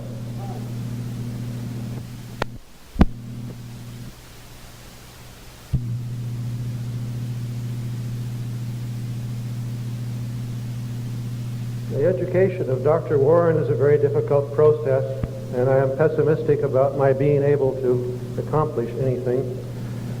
But at least I think I can show you, and I think I made a beginning, at what is rather absurd in the position being held here. Most of my points, it seems, go straight past him.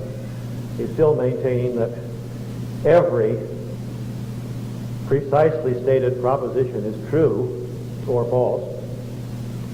which I admitted, and then saying it follows that everything is either human or non-human, is precisely stated when I gave human as exactly an example of a non-precise, namely fuzzy statement, fuzzy concept.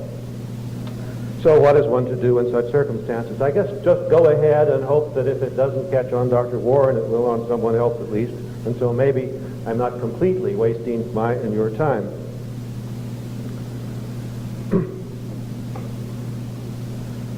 Before I shall then just continue my presentation and use what time remains to answer some of the points that he's brought up. I won't be dictated to as to which ones. I will, however, cover all of them that I noted as far as time permits, and maybe tomorrow night, since I will have very little more positive to say. First, though, just so that I don't forget it and let it pass, I do want to get one point across. It's brief but important. Dr. Warren quoted from the Warren-Flew debates that when Flew was asked to give an example of something that was neither human nor non-human, he gave senile old persons. And then Dr. Warren, with his usual logic, ascribed that view to me. In fact, when I read the Warren-Flew debates, I was shocked when I came to that. I thought, oh, Tony has really made a blunder there, and that's still my opinion. I mean that it was a rhetorical blunder and of a particularly unfortunate sort. And I would by no means give an example like that. If asked to give my example of something that is neither human nor non-human, I would mention something like Homo erectus. It just depends on what you want to say as to whether Homo erectus is human or not.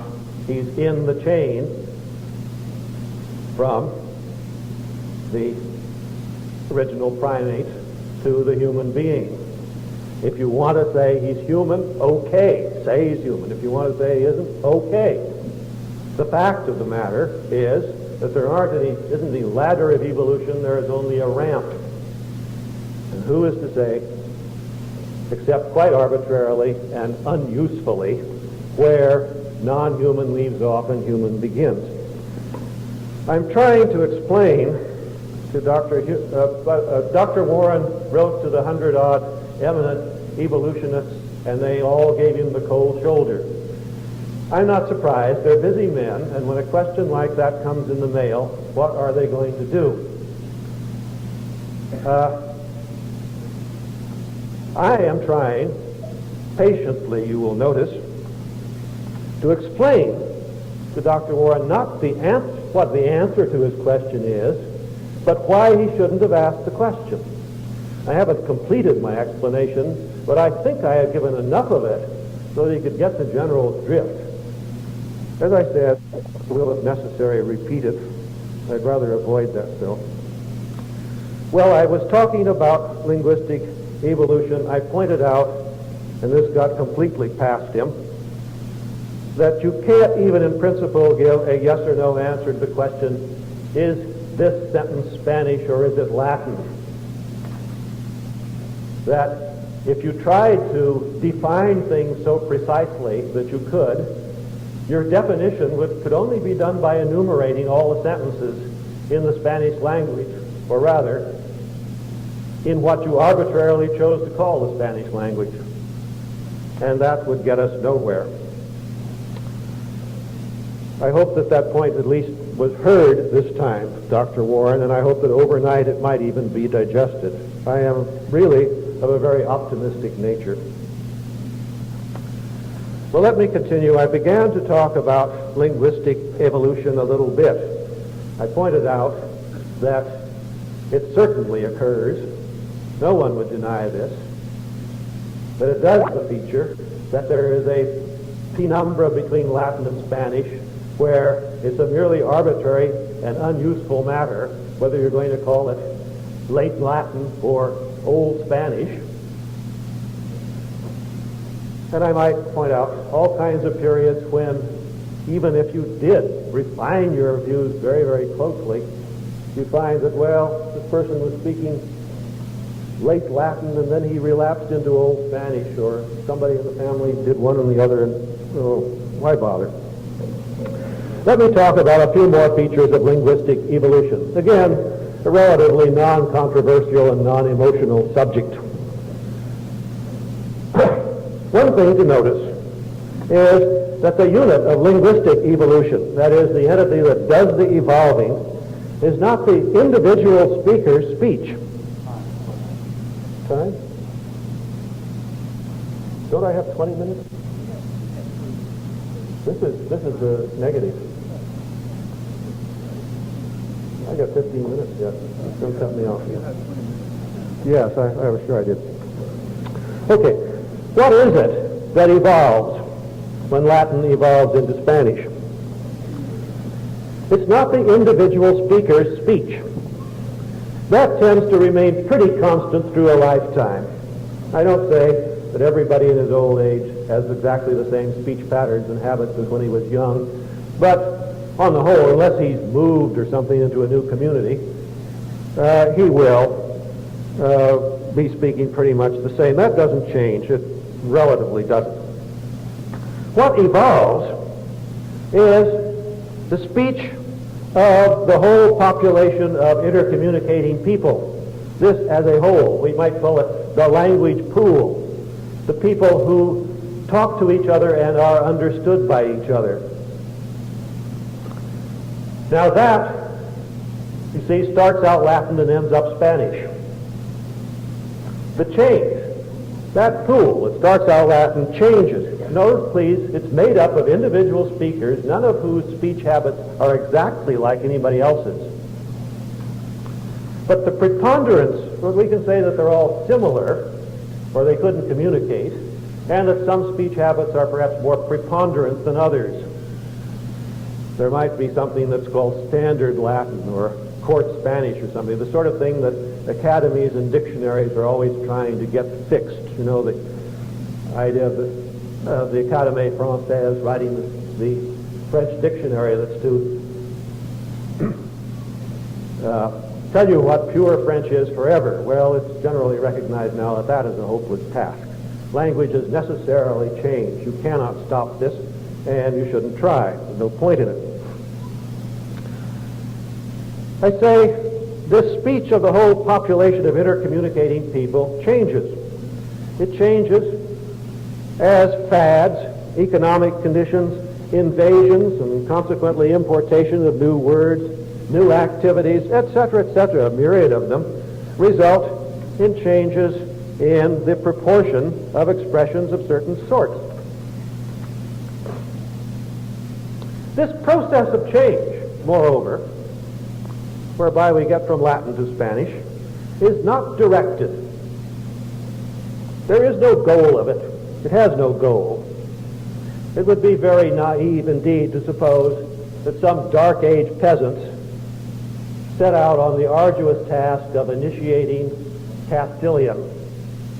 And it would be still more naive to suppose that the great spirit of language was struggling to get Castilian born. I think I don't have to labor this point. There's no direction, there's no goal in going from Latin to Spanish. After it, you can say, well, that's where it ended up, but it wasn't the goal that all this was working toward, either consciously in the speakers or consciously in some directing force, because there wasn't any. I think even Dr. Warren might admit that in the case of language, etc. That's one thing to notice. There's no direction, no goal to this process. It doesn't even stop. It's going on today, as I pointed out with English. And furthermore, the individual changes, the grand, vast summation of which constitutes the whole change in the intercommunicating population, these individual changes are more or less random. They are, if you like, due to chance. At any rate, they aren't, in the first place, intended. And yet, they do follow laws. That is to say, we can explain the changes and even sometimes predict them. To take just one example, in the Latin language, the word for horse is equus. There's another Latin word, caballus, that means nag, broken down horse, or, nag is the English word for it. But linguistic change, this is a general feature of linguistic change, it tends to adopt the usages of the majority. Well, the majority, as we learn from the Bible, are the poor. Well, the poor people in the Roman Empire, if they rode anything at all, rode nags, not horses. They rode cavalli, not equi. As a consequence of this, today, the Italian, however rich he may be, rides a cavallo. The Spaniard rides a caballo, and the Frenchman rides a cheval. This word equus died out. It left no descendants. But this Latin word caballus has a numerous prodigy. I think it's the case that some derivative from this is the word for horse in every modern Romance language. But if it isn't, it doesn't matter. Plenty of examples could be given. All these features of linguistic evolution have their parallels in organic evolution. The first thing to notice is that the unit of organic evolution is not the individual organism. It's not you or me, or this cat or that dog. It's not what the biologists call the phenotype. But as with language, the unit of evolution is the interbreeding population, the gene pool or genotype.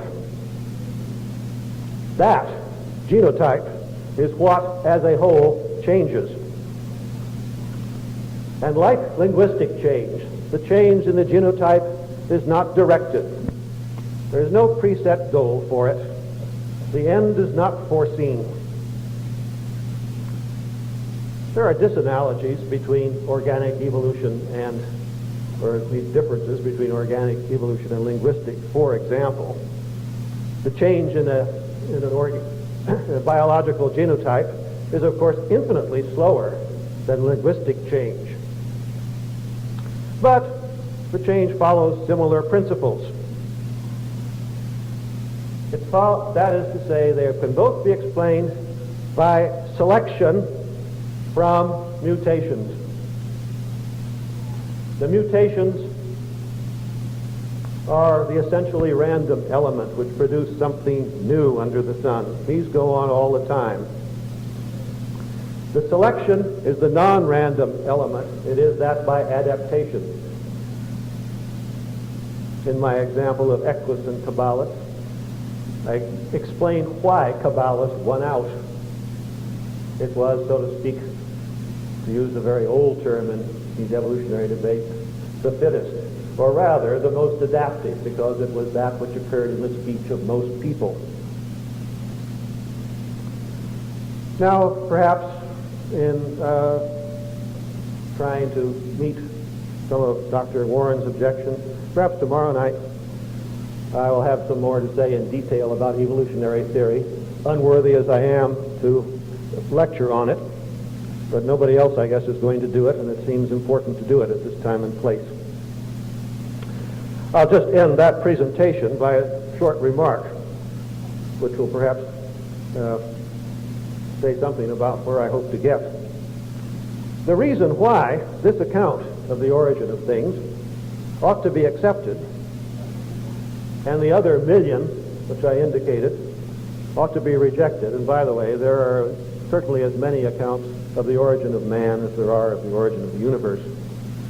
The reason we ought to accept this one, the evolutionary account, is that this is the only one that is based on the painstaking collection of evidence, formation of hypotheses to explain the existence and nature of that evidence, testing of the hypotheses, and modification and improvement of the hypothesis in the light of further evidence and testing. In a word, This is scientific. I've tried to explain what at least I conceive to be a scientific process, and not just to try to overawe you with the word science. The other accounts of the origin of the world and of man, including that in Genesis, are myths, stories made up for various reasons, generally with little or no attention to the evidence. This is not necessarily the fault of those who made them up, but nevertheless not good warrant for acceptance, especially when we have so much better an account. Now let me see if I can take up some of the things that Dr. Warren has talked about. He did say a few more things about evil, and he said that God loves Dr. Matson. Well, I'm glad to hear it, although if I do wake up burning in hell, I'll guess the first thing I'll exclaim, if I can, if my mouth is still there, is that Jewish saying, with friends like this, who needs enemies? Let's see. Dr. Warren said that I denied the law of excluded middle. Well, the law of excluded middle is that, as he put it, that every, let's see if I can remember Aristotle's formulation, is not the case that anything both is and is not at the same time in the same respect. Well, I subscribe to this. That every precisely defined statement is either true or false is a fair enough approximation to it, I guess. But if one is going to subscribe to that, one must notice the existence of fuzzy concepts, as I've tried to enlighten Dr. Warren. And it's not that statements involving fuzzy concepts are exceptions to the law of excluded middle. It's just that it doesn't apply to them. He said, well, I've already said, I see I've dealt with a lot of these things. He said again and again, I guess I'll take this up, I have a moment.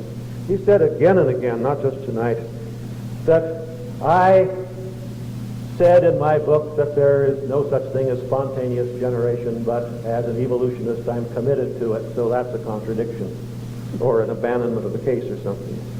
This is what I mean by quoting out of context, which I courteously requested Dr. Warren tonight to cease, but he didn't. I don't have my book here, but I remember pretty well the context of that remark.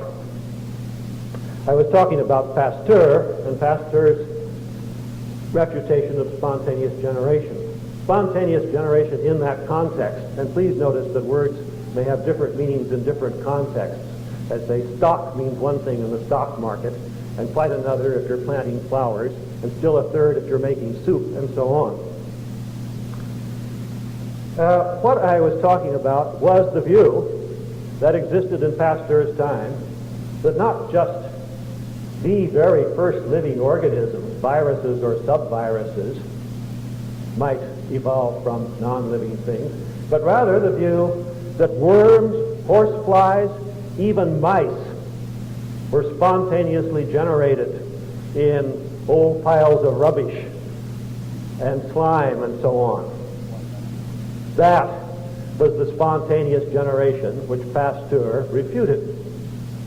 Pasteur was not concerned with, in his experiments, anything to do with the origin of the very first steps toward what we might call life from non-life. Incidentally, here's another pair of fuzzy concepts. It's quite impossible to say, except by being arbitrary, of everything at all. Is this living or is it non-living? Is this virus a living thing? Well, it has some of the properties of living things, namely it reproduces and so on. But then it lacks other properties of living things. It has no metabolism. Or if I've got that right, I said I'm not a biologist. So, are you going to define a living thing as what has a metabolism as well as reproductive power or not? It's simply arbitrary and a quite uninteresting question of terminology. Thank you.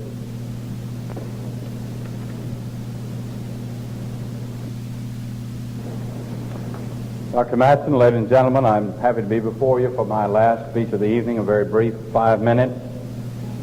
It seems to me that it ought to be obvious to all of us that Dr. Matson did just exactly as I predicted he would do, that he would not pay attention to the argument which I've been presenting in detail. He has not really dealt in a way that would deal with the argument which I have given. I am so much impressed with the fact that he has read what Dr. Flew has said and has tried to imitate him, that in one point I even wrote Flew is saying thus and so, and had to go back and scratch it out.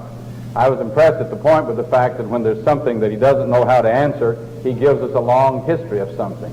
Dr. Matson, I suggest that you could have spent your time a little better in answering the argument than giving a long history of language. It seems to me, and I want to be sure I don't quote you out of context, were you in your argument on the genotype trying to say now that apes gave birth to human beings? Will you please answer that question in your next speech? Let me have that magazine right over there, please. He's left us with the impression that all scientists agree that evolution is just established beyond doubt.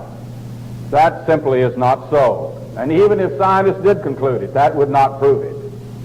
We do not have to sit by and let a biologist decide what our origin is.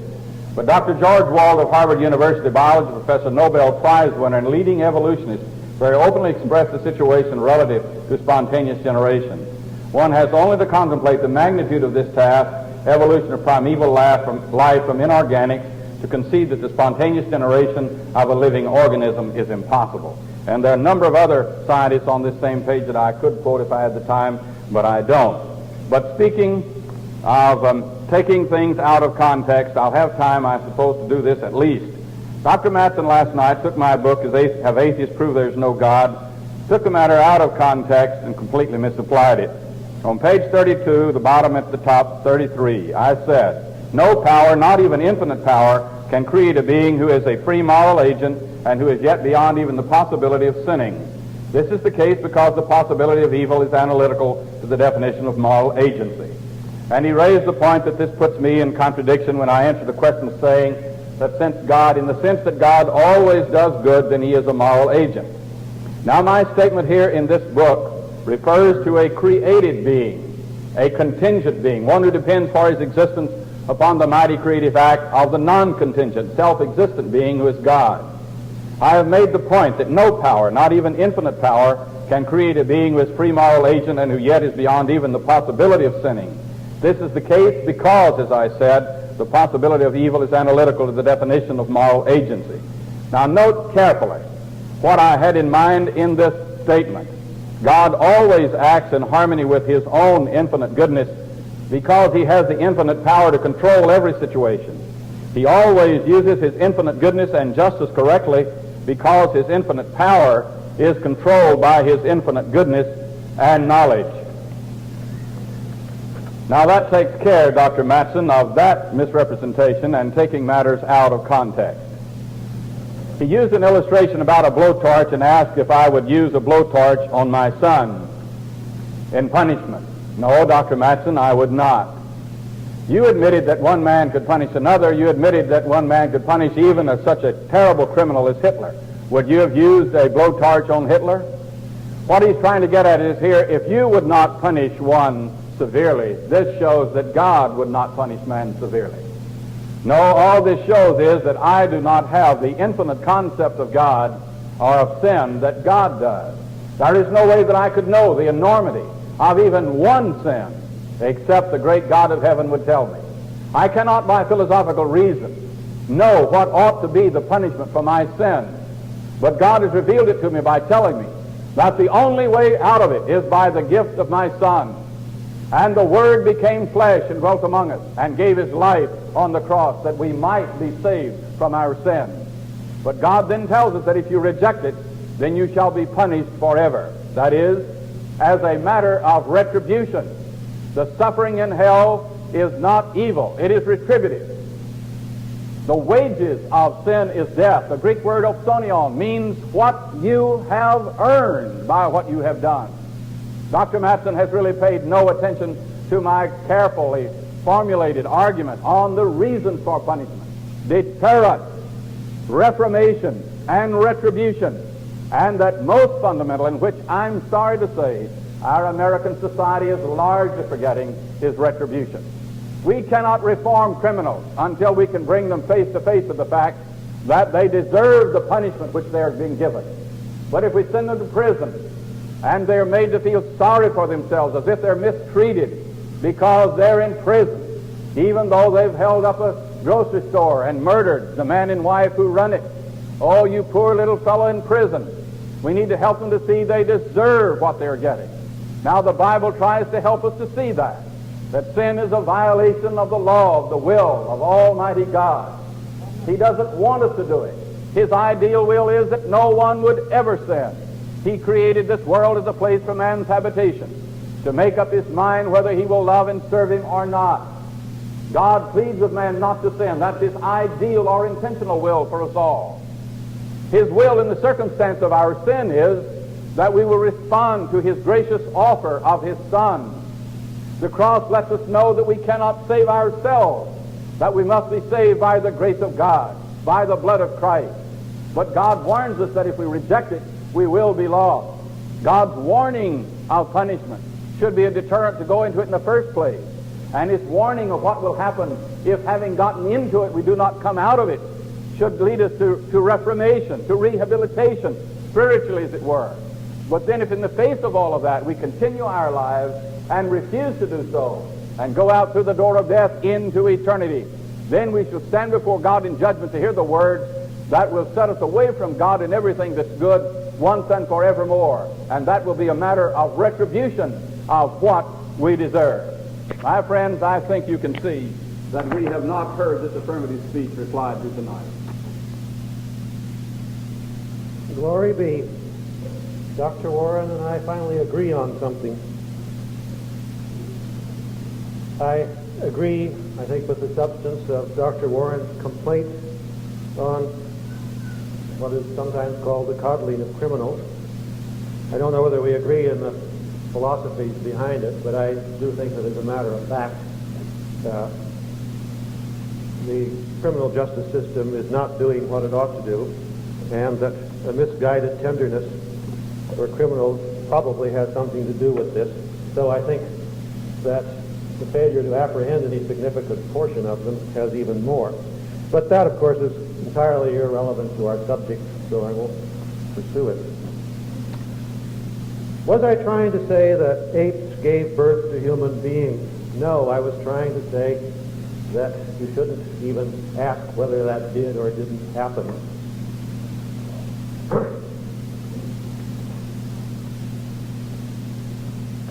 I have something here.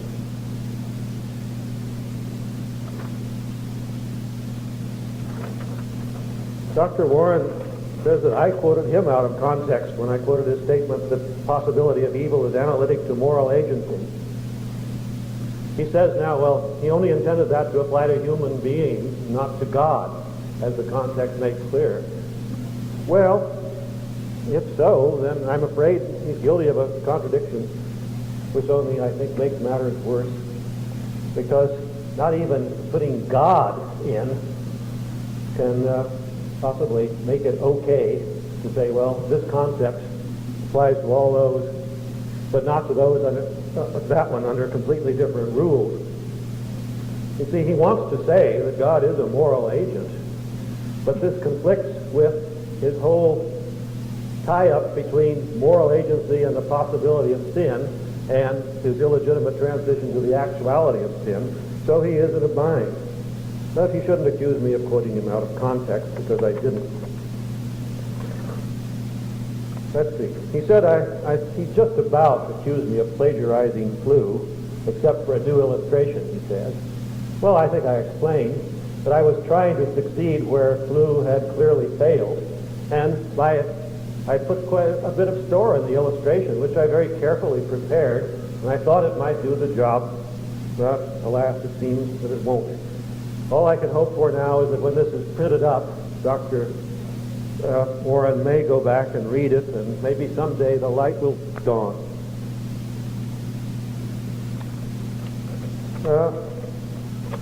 Let's see, what else? Quite a lot, I guess. I'm going backwards here.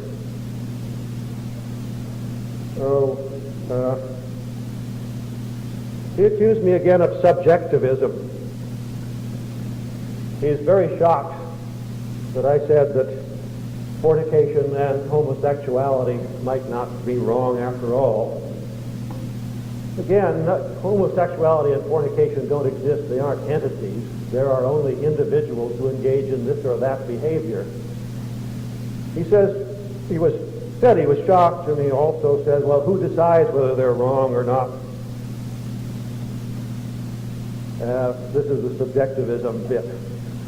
Well, he wanted a standard or rule by which to decide. I gave it to him. It's the one I use, which I say goes back to Aristotle. An activity is wrong if it seriously frustrates or interferes with the expression of a human being's potentiality. And okay otherwise. I don't have to say or harms people, because harming people is interfering with the expression of their potentiality, so it would be redundant. Now, if somebody engages in activities of this description, which do in fact get in the way of the expression of what he is, well, sure, I guess it's wrong.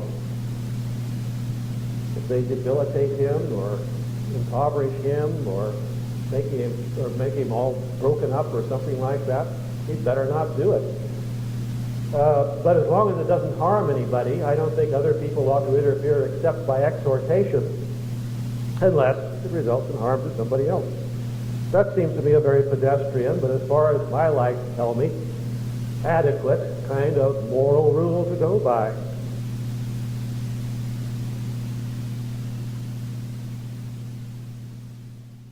For watching this video. If you like this content and if you want to see more of it, please leave a like on the video and be sure to leave a comment underneath telling us what you thought about the video. And please subscribe to our channel for more content like this.